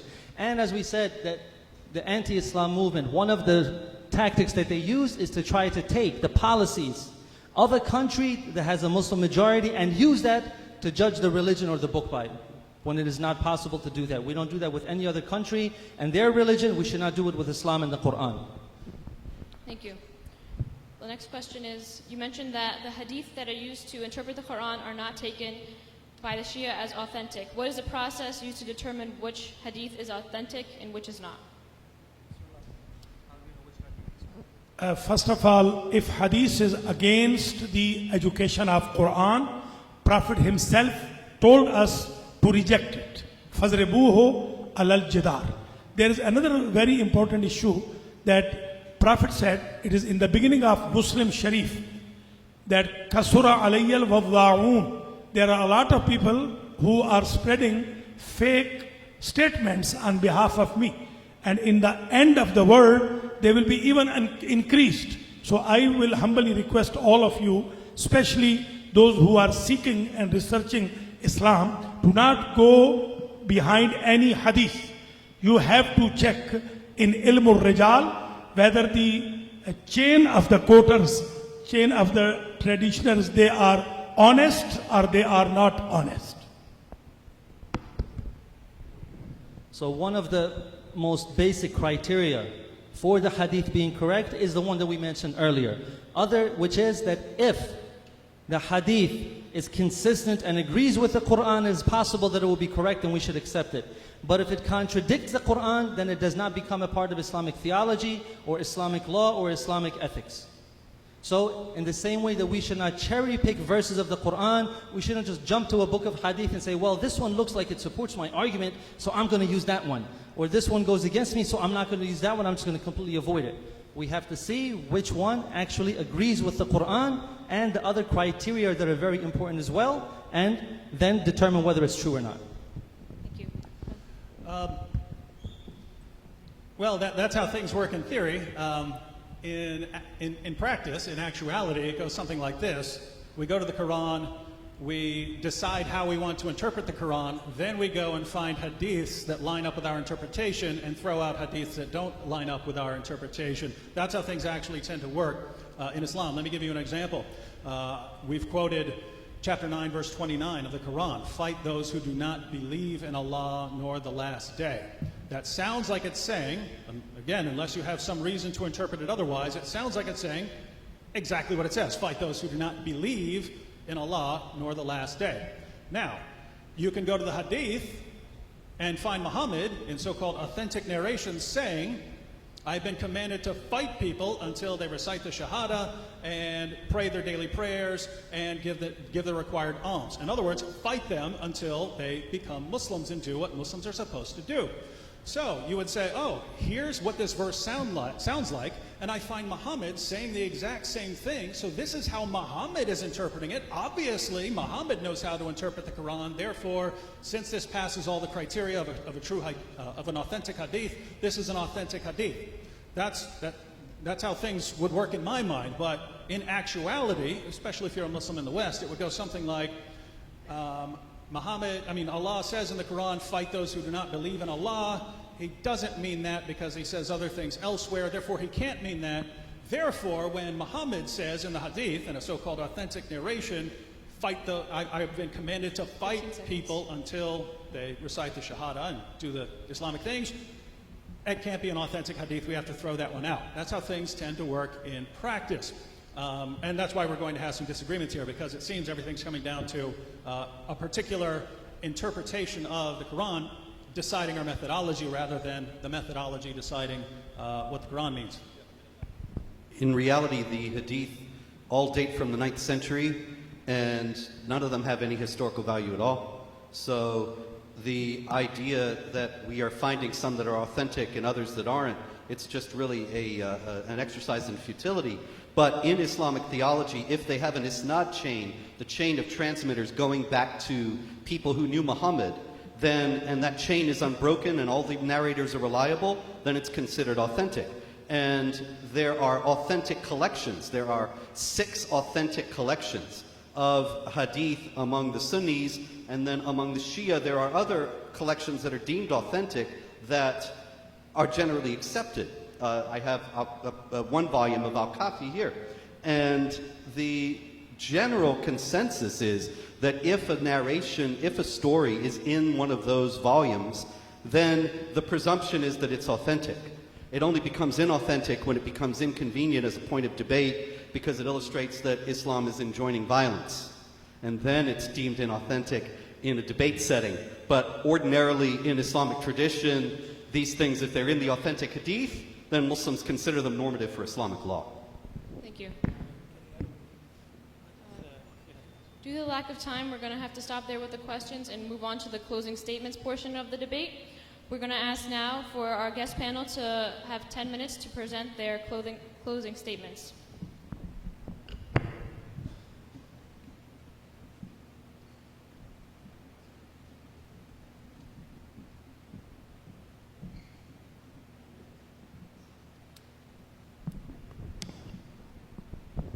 Well, we've heard some questions about why there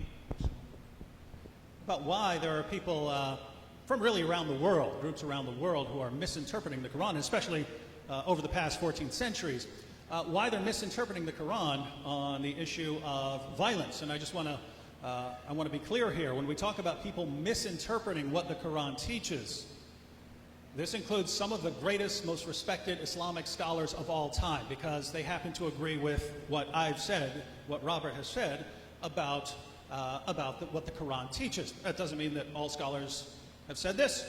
Many scholars haven't. But we're pointing out that this sort of misinterpretation can be found in some of the most respected Muslim scholars and hadith collections and histories in the history of Islam. So why is there such misunderstanding? Well, let's go ahead and read a passage very quickly, and this is the conclusion, so we'll conclude with this. I'm going to go ahead and read the entire passage in context of Surah 9, verse 29. We'll start at verse 28, where Muhammad had declared that the pagans can no longer take the pilgrimage to Mecca, and the Meccans were worried, where are we going to get money from now? Because they got a lot of money from the pagans and polytheists coming to Mecca for the pilgrimage. So, verse 28, this begins the passage, begins with, O you who believe. O you who believe, truly the pagans are unclean, so let them not, after this year of theirs, approach the sacred mosque. And if you fear poverty, if you're worried about losing money from not having the pagans there anymore, soon Allah will enrich you, if He wills, out of His bounty, for Allah is all-knowing, all-wise. So Allah is going to enrich them to make up for the lost money. How's He going to enrich them? Next verse. Fight those who believe not in Allah, nor the last day, nor hold that forbidden, which hath been forbidden by Allah and His messenger, nor acknowledge the religion of truth from among the people of the book, Jews and Christians, until they pay the jizya with willing submission and feel themselves subdued. Notice, every criticism offered against the Jews and Christians there, justification for fighting us, has to do with what we believe or what we do. So the question here is, but I thought, according to Surah 2, verse 62, as Sayyid Atiq quoted earlier, I thought Jews and Christians were fine with Allah. We're believers too, right? Next verse, the Jews call Ezra son of God, and the Christians call Christ the Son of God. That is a saying from their mouth. In this they but imitate what the unbelievers of old used to say, Allah's curse be on them, how they are deluded away from the truth. Notice, it's condemning us for what we say about Jesus. Well, where is the self-defense here? Why are Muslims commanded to fight if it's all about what we believe and what we say? Maybe it's in the next verse. They take their priests and their rabbis to be their lords in derogation of Allah. And they take as their Lord Christ the Son of Mary, yet they were commanded to worship but one God. There is no God but He. Praise and glory to Him. Far is He from having the partners they associate with Him. Nothing there. Maybe the next verse. Fain would they extinguish Allah's light with their mouths. Notice we're extinguishing Allah's light with our mouths, talking about what we say, what we preach about Jesus. Fain would they extinguish Allah's light with their mouths, but Allah will not allow, but that His light should be perfected, even though the unbelievers may detest it. Well, Allah is not going to allow us to extinguish His light with our mouths. What's He going to do? Next verse. It is He who has sent His messenger with guidance and the religion of truth to prevail it over all religion, even though the pagans may detest it. That's the end of the section. So Allah sent Muhammad to stop us from extinguishing Allah's light. How is Allah going to stop us from what we say, from what we preach, from extinguishing Allah's light with our mouths? That's the entire passage, 929. Fight those who do not believe until we pay the jizya, feel ourselves subdued. We are subjugated until we're not allowed to preach. As we're not allowed to preach in countries like Saudi Arabia, governed by Sunnis, countries like Iran, governed by Shias. So, why are so many people misinterpreting the Quran? Because Allah claims over and over again in the Quran, like a beating drum, that He is perfectly clear in His commands. We go to a passage like 929, we look for any hint of self-defense, we can't find it. Now, can you say, oh, well, you know, we go to these earlier Meccan chapters or whatever, and you have to interpret it in the light of that, and you have to go to the Arabic and become a scholar and all this. That's not what Allah says. He says it's clear in His commands. And if it says something different in earlier revelations, you don't say, well, now this one isn't clear anymore, therefore we have to go to some earlier revelation. Allah says in the Quran, chapter 2, verse 106, his method of interpretation is one of abrogation. And so I see two possibilities here. First possibility is that Allah means what he says. When he says that his revelations are clear, that that later revelations can abrogate or cancel earlier revelations, and therefore, when he says something peaceful, that's exactly what he means in that historical context. When he says fight those who do not believe, that's exactly what he means in that sort of situation. So Allah is clear. That's one possibility. If that is the correct interpretation, then the Quran does not promote peace. The other possibility is that Allah is really trying to promote peace, but he keeps saying things like fight those who do not believe, and he's laid down abrogation as his method, and we go to all these other Muslim sources and they talk about fighting people based on their beliefs. And so it's if Allah doesn't mean this, but he's made the only sort of coherent interpretation, one where you have certain stages, and once you have the final stage, then you violently subjugate people in the name of Allah. If that's the only coherent interpretation, then even if Allah meant something else, he didn't say it very clearly. In which case, the Quran still does not promote peace, because Allah accidentally said a bunch of very violent things.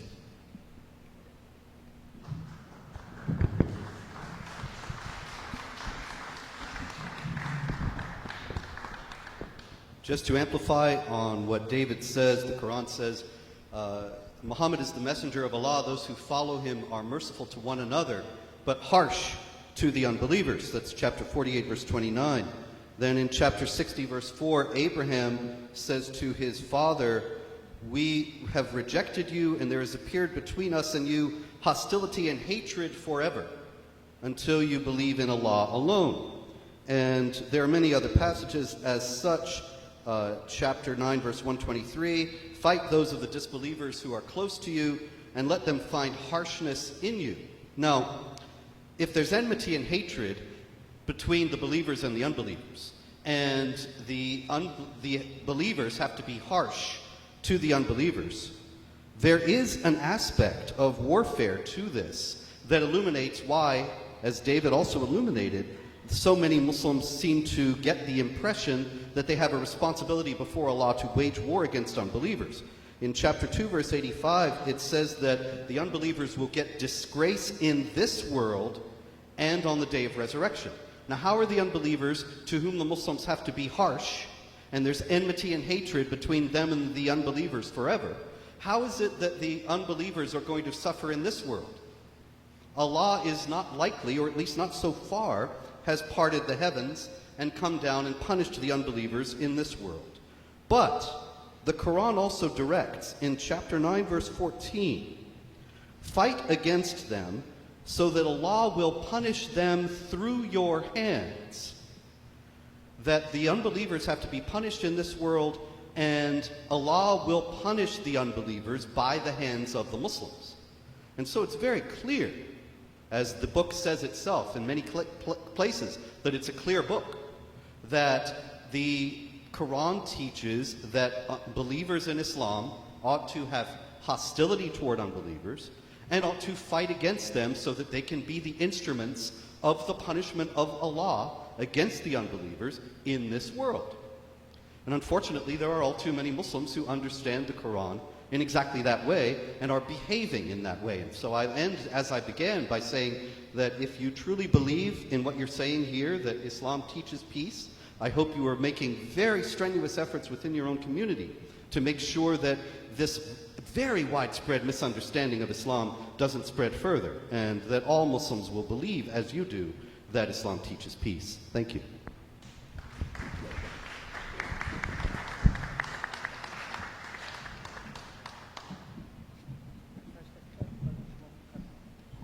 Thank you. Now, Sayyid Atif and Sheikh Hussain will have 10 minutes to present their closing statement.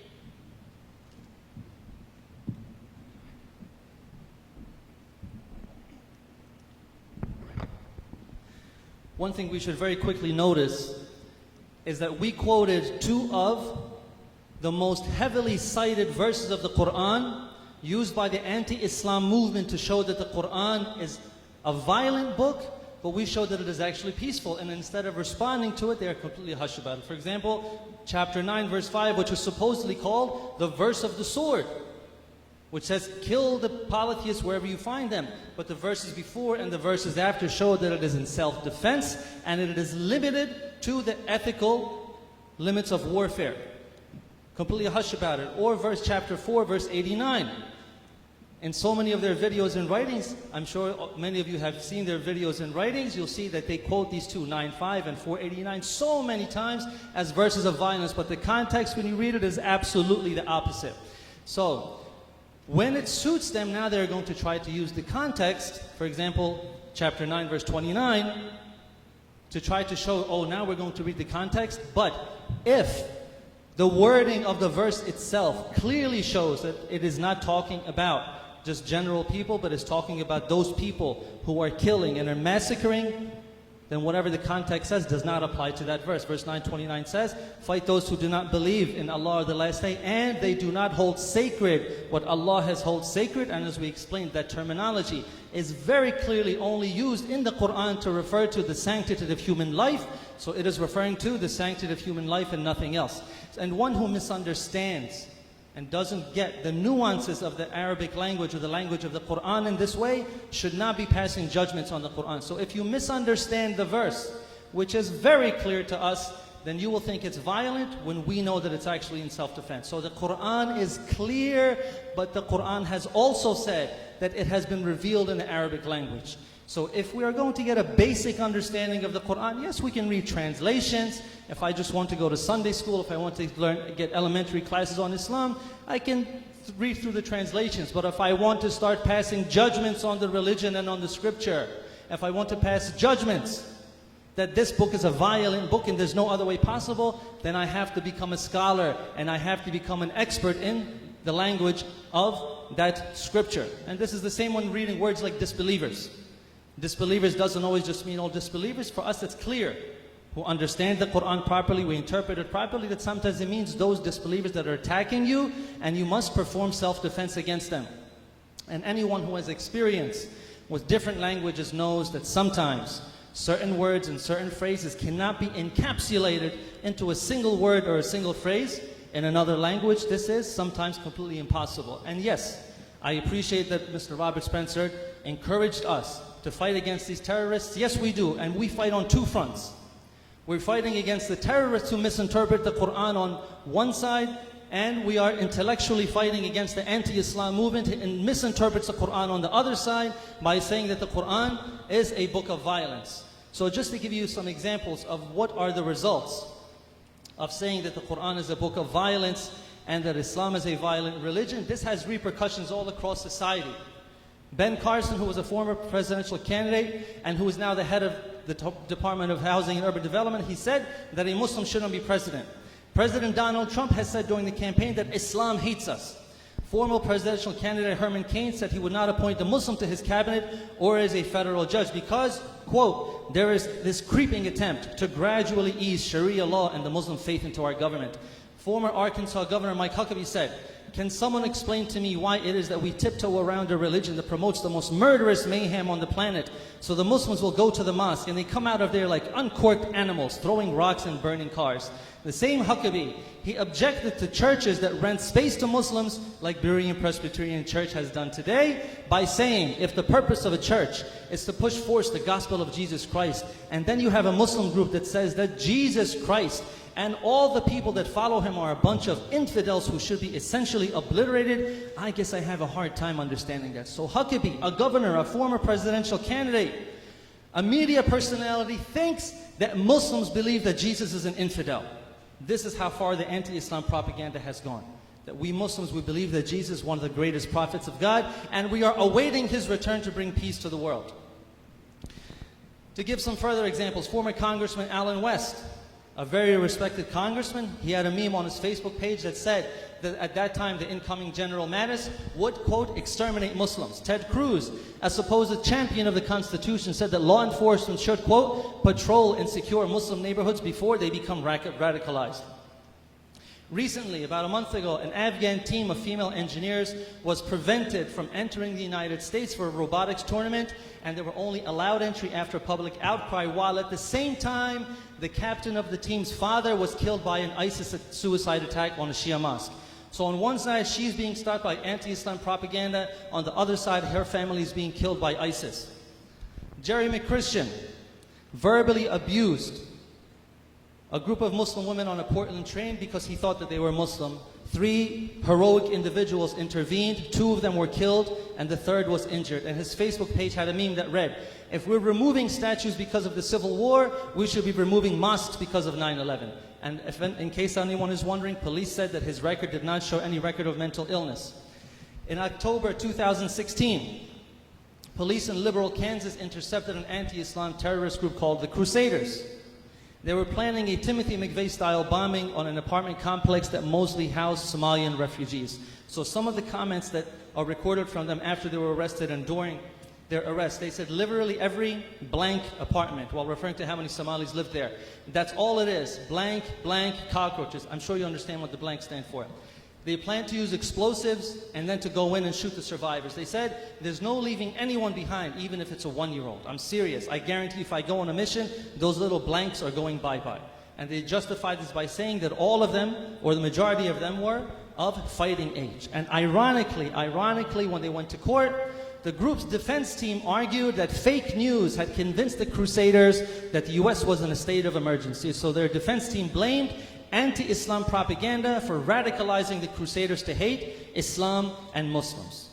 So the anti-Islam movement tells people that the Quran commands people to kill non-believers without provocation, to force non-believers to convert, to force non-believers to become second-class citizens, to replace all world governments with an Islamic government, and that all throughout this they are lying to achieve their goals. So if you convince people that this is true, then they will view all Muslims with fear, anger, and paranoia. This is the result of what happens, and we should be very clear about the consequences of our words. Those who misinterpret the Quran are morally responsible for the crimes that are a result of their false propaganda.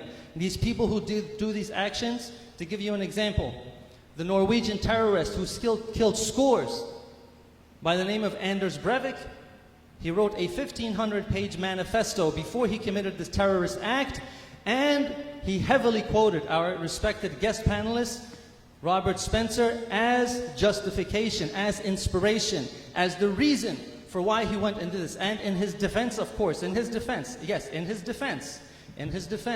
Mr. Robert Spencer did say that whoever gets the idea that you should go ahead and kill people from the things that he writes, he said they're crazy. In his defense, of course, he doesn't agree with that. We're not saying that he does, but we're just putting forth the idea of what happens, that when you say something and you cause the entire community and an entire religion to be feared, to make people think that they're constantly coming to attack you, that there's worldwide conspiracy of 1.8 billion Muslims, then what do you think is going to happen to people who believe this and they want to protect their families, they want to protect their country? Do you think that some of them are just going to sit around and let this happen if they think that this is going to happen? No. When the Quran is misinterpreted, Muslims lose to terrorists on one side and we lose to the anti-Islam movement on the other side. Terrorists like ISIS are wrong about Islam. The anti-Islam movement is wrong about Islam. There are absolutely no verses of violence or aggression in the Quran. As we explained, the Quran only promotes peace through justice. Wassalamu alaikum wa rahmatullahi wa barakatuh.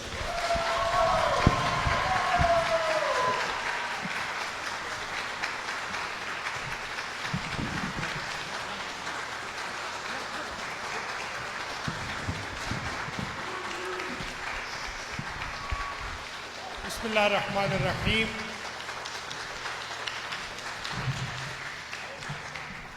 Thank you very much. I appreciate your participation, dear guests and all of you audience. The presentation was very nice. Let me sum up within 2 minutes. First, the word jihad is not used only for fighting. Al-Qadu li'ayalihi kal-mujahid fi sabilillah, who goes to earn the money for himself and his family. Islam says he is doing jihad. Imam Ali says, لو تمثل لي الفقر لقتلته لو تمثل لي الجهل لقتلته. If I see arrogance and ignorance or poverty, I'm going to kill both of them. It does mean the qital and jihad is not only fighting against the human beings. My humble request from both guests is, you find there are a lot of contradiction in the Bibles. The Bible which I learned when I was in college is different than the Bible which I see in New York today. But Quran is the same. Quran was never changed. I read in the Bible in Nolakha Church that there will be Imam Mahdi coming, and behind him Jesus is going to offer the prayer. So Jesus is going to offer the prayer behind any terrorist or promoter of the terrorist. I humbly request all of you, please understand the Islam and Quran. Islam is the religion of peace, and Islam is not only submission. Islam means silm, which means peace. That is why we say Salamun Alaikum, peace upon all of you. And I end my humble talk with this Salamun Alaikum, peace be upon all of you. May Allah bless you all. May Allah bless United States of America. May Allah bless reveal religion followers, and may Allah give us unity. As Quran says, Ta'alaw ila kalimatin sawa'in baynana wa baynakum an la na'budu illa Allah wa la nushrik bihi ahada. Quran is claiming, come toward unity. O people of book, come toward unity. And Prophet, if he delivered this hadith to kill them until they say Shahada, La ilaha illallah Muhammadur Rasulullah, so how come he did not kill those Jews and Christians who were capturing the market of Medina, and they were never killed by Prophet or army? And when they stopped them to come into Al-Kaaba, because they were showing their worship as a naked, you will kick them out if they come in downtown of Philadelphia as a naked. Police will arrest them. These were the reasons. If you go and review the facts, you will find Islam is the true religion of the world.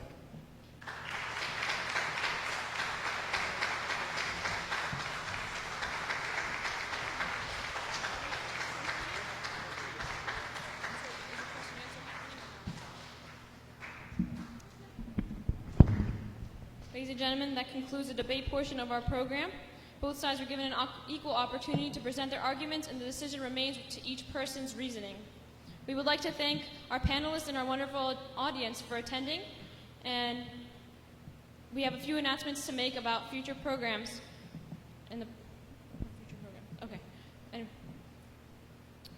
Okay, anyone? Yes, okay. We would like to thank everybody for attending today's program, and if you would like further information about the program going on at Imam Ali Masjid or at IMC Philly, they will have that information available to you, so you can sign up to be a part of the newsletters and be aware of the future programs. Thank you for attending, and that is all. Have a nice day.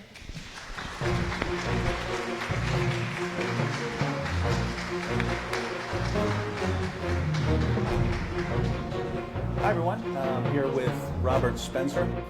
Normally, I wouldn't add anything to the end of a debate that came afterwards, and there is, there's a kind of urge to do that, because I've never left a debate where I didn't walk out thinking, oh, I should have responded to this and this and this and this and that, and didn't get time. I was responding to other things. But at the same time, debates are set up to be fair and have equal time and so on for a reason, so that, one person doesn't get extra time. And so I've always found it kind of lame when people make put out the debate video and then they add a bunch of stuff to it to respond to other things people said. That's different from making videos afterwards where you respond to something separately, but, debates kind of should, I think, stand as they are.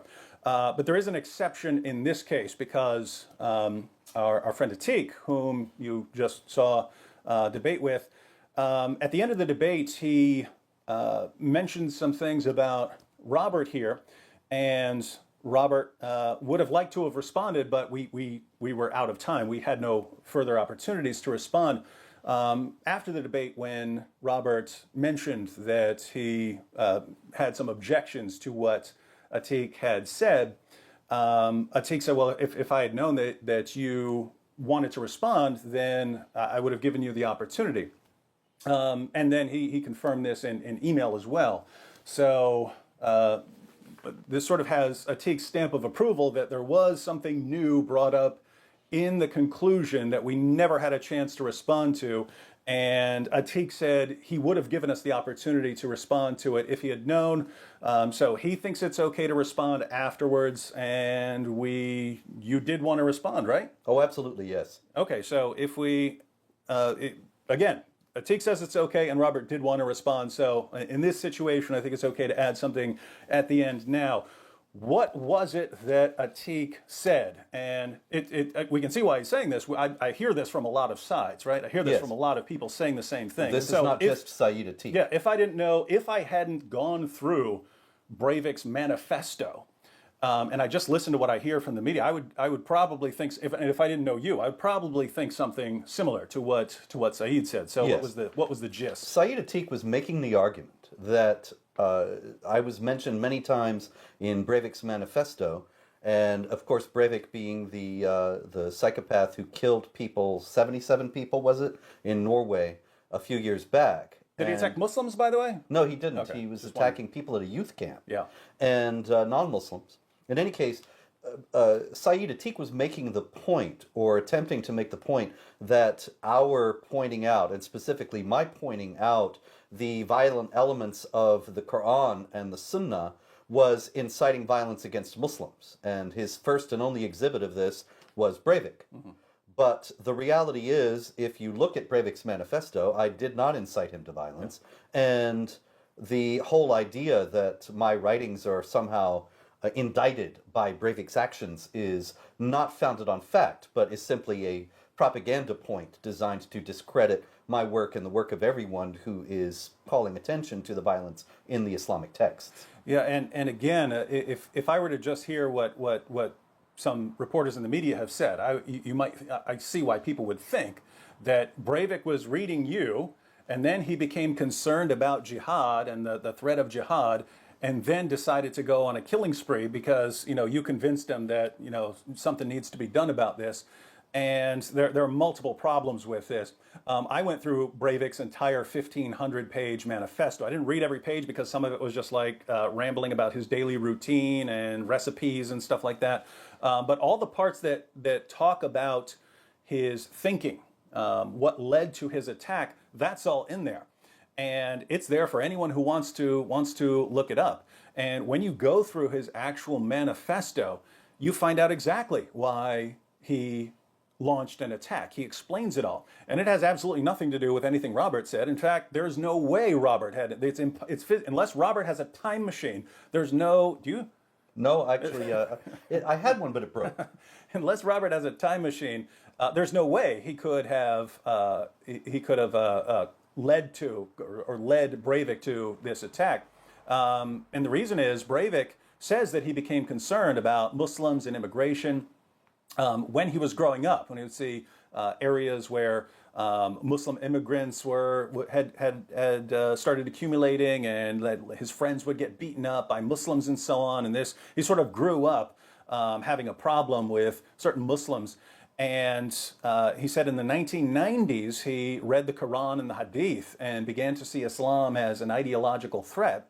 After that, he said that he just wanted to go into politics to try and to deal with it on the open stage, to deal with it through discussion, through debates, and so on of what course his country should take.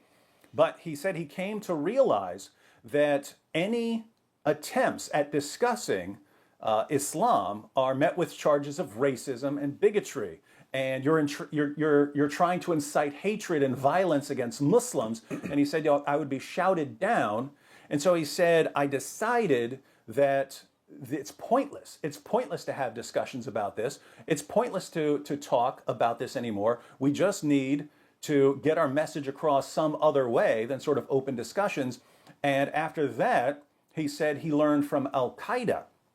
From Al-Qaeda, not from Robert, Al-Qaeda. That deadly shock attacks that shock everyone into listening to what you're saying, into looking into why you're doing what you're doing, is the way to get your message heard. He said he learned that from Al-Qaeda. And when was this again, David? He said that he began his, I put the timeline together, and I have an entire video on it's called The Radicalization of Anders Breivik.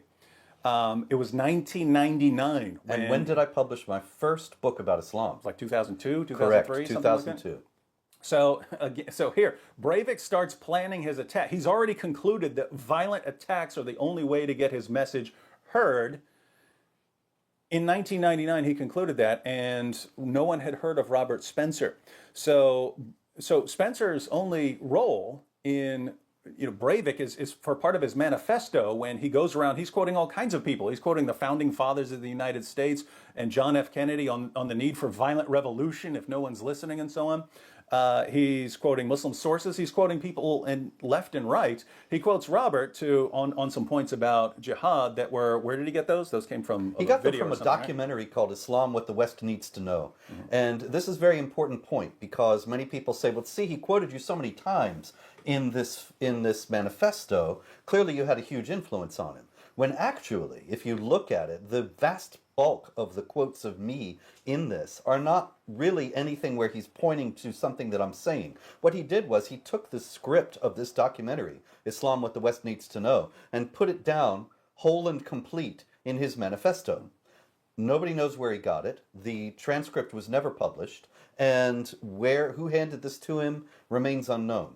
But nonetheless, the whole script is in there, and I speak a lot in it. There are many other people in it as well, but every time I speak, my name is mentioned. So if you just take a straight count and say, this is how many times he quotes Spencer, there are 40, 50, 60 times, and it's just from this documentary.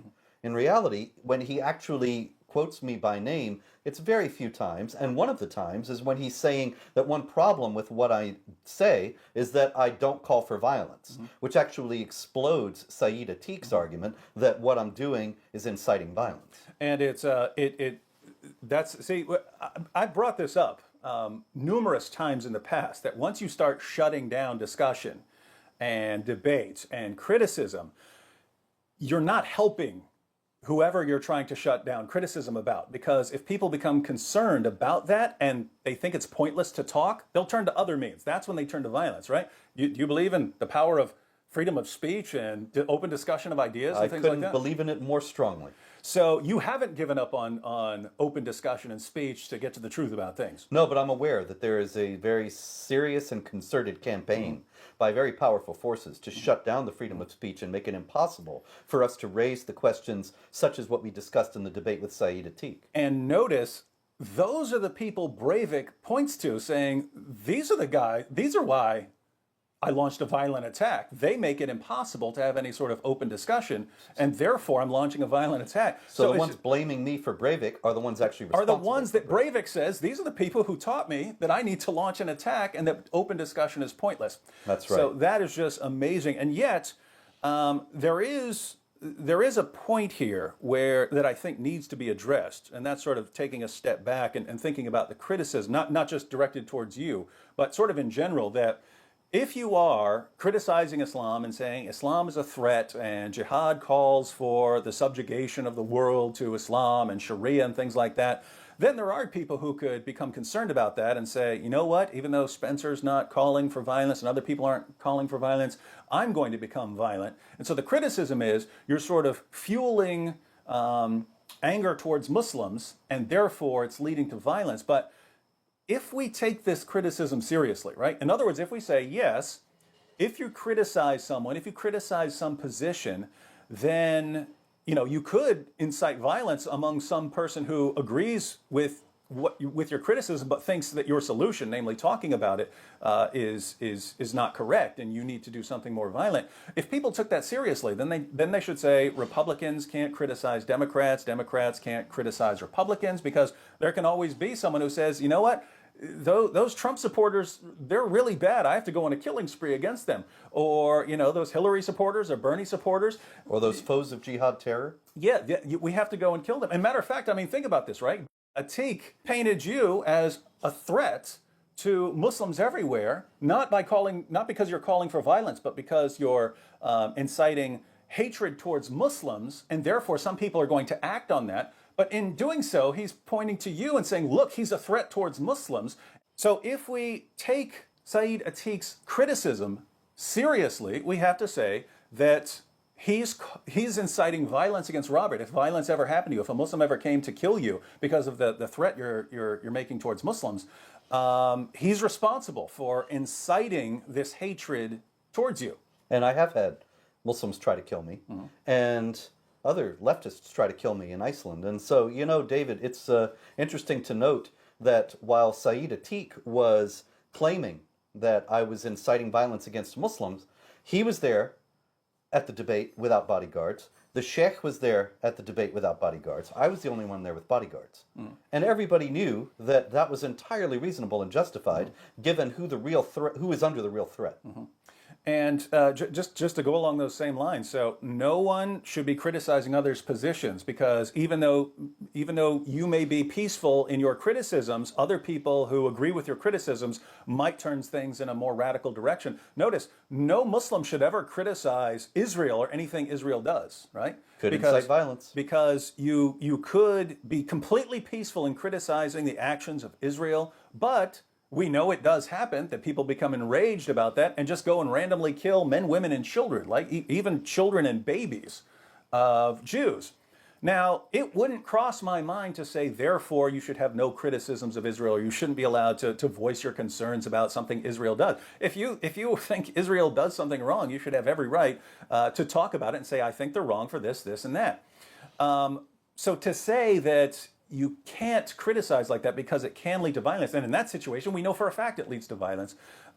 This is very dangerous ground, because you're saying, based on what some fringe radical people might do, we should not have open discussions. And so this is a very scary ground to get on. And notice, by the way, the overarching inconsistency. If Robert criticizing Islam and Islamic ideology could lead to violence, because someone might listen to him and then say, "Hey, Robert's he's right in what he's saying, but he's wrong for being peaceful about it. We need to go on a killing spree." Then all the more the Quran and Muslim sources are wrong for what they say about Jews and Christians and other unbelievers. The Quran calls Jews and Christians the worst of creatures.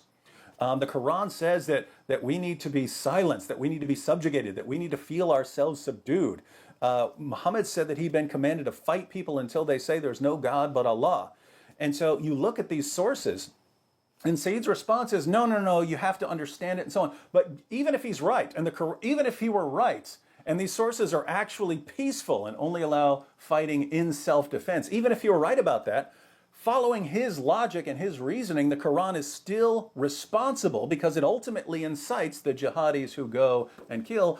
So if we agree with him and we say, Atik, you're right, it's wrong to say anything that might incite violence, well then, one of the greatest threats in history becomes Islam, because Islam has incited so much violence over the years, but based on what it says about unbelievers, Jews, Christians, polytheists, and so on. And so if we take what Atik says seriously, we need to come against Islam much harder than we have by confronting it on the ideological level because of the threat it poses. So, Atik, if I agree with you, keep in mind, I really have to criticize Islam much more than I've been doing in the past, because this is a huge threat that has incited much violence against other people. If Robert has incited violence by a guy planning an attack before he ever heard of Robert Spencer and then going and killing a bunch of people at a youth camp, if Robert's responsible for that, all the more the Quran is responsible for millions of deaths down through the years. And so if we want to point a finger at Robert, we need to point a lot more fingers at your prophet. So by hitting me about Breivik, Saeed Atik proved our point in the debate. Thank you, Saeed. And I guess we win.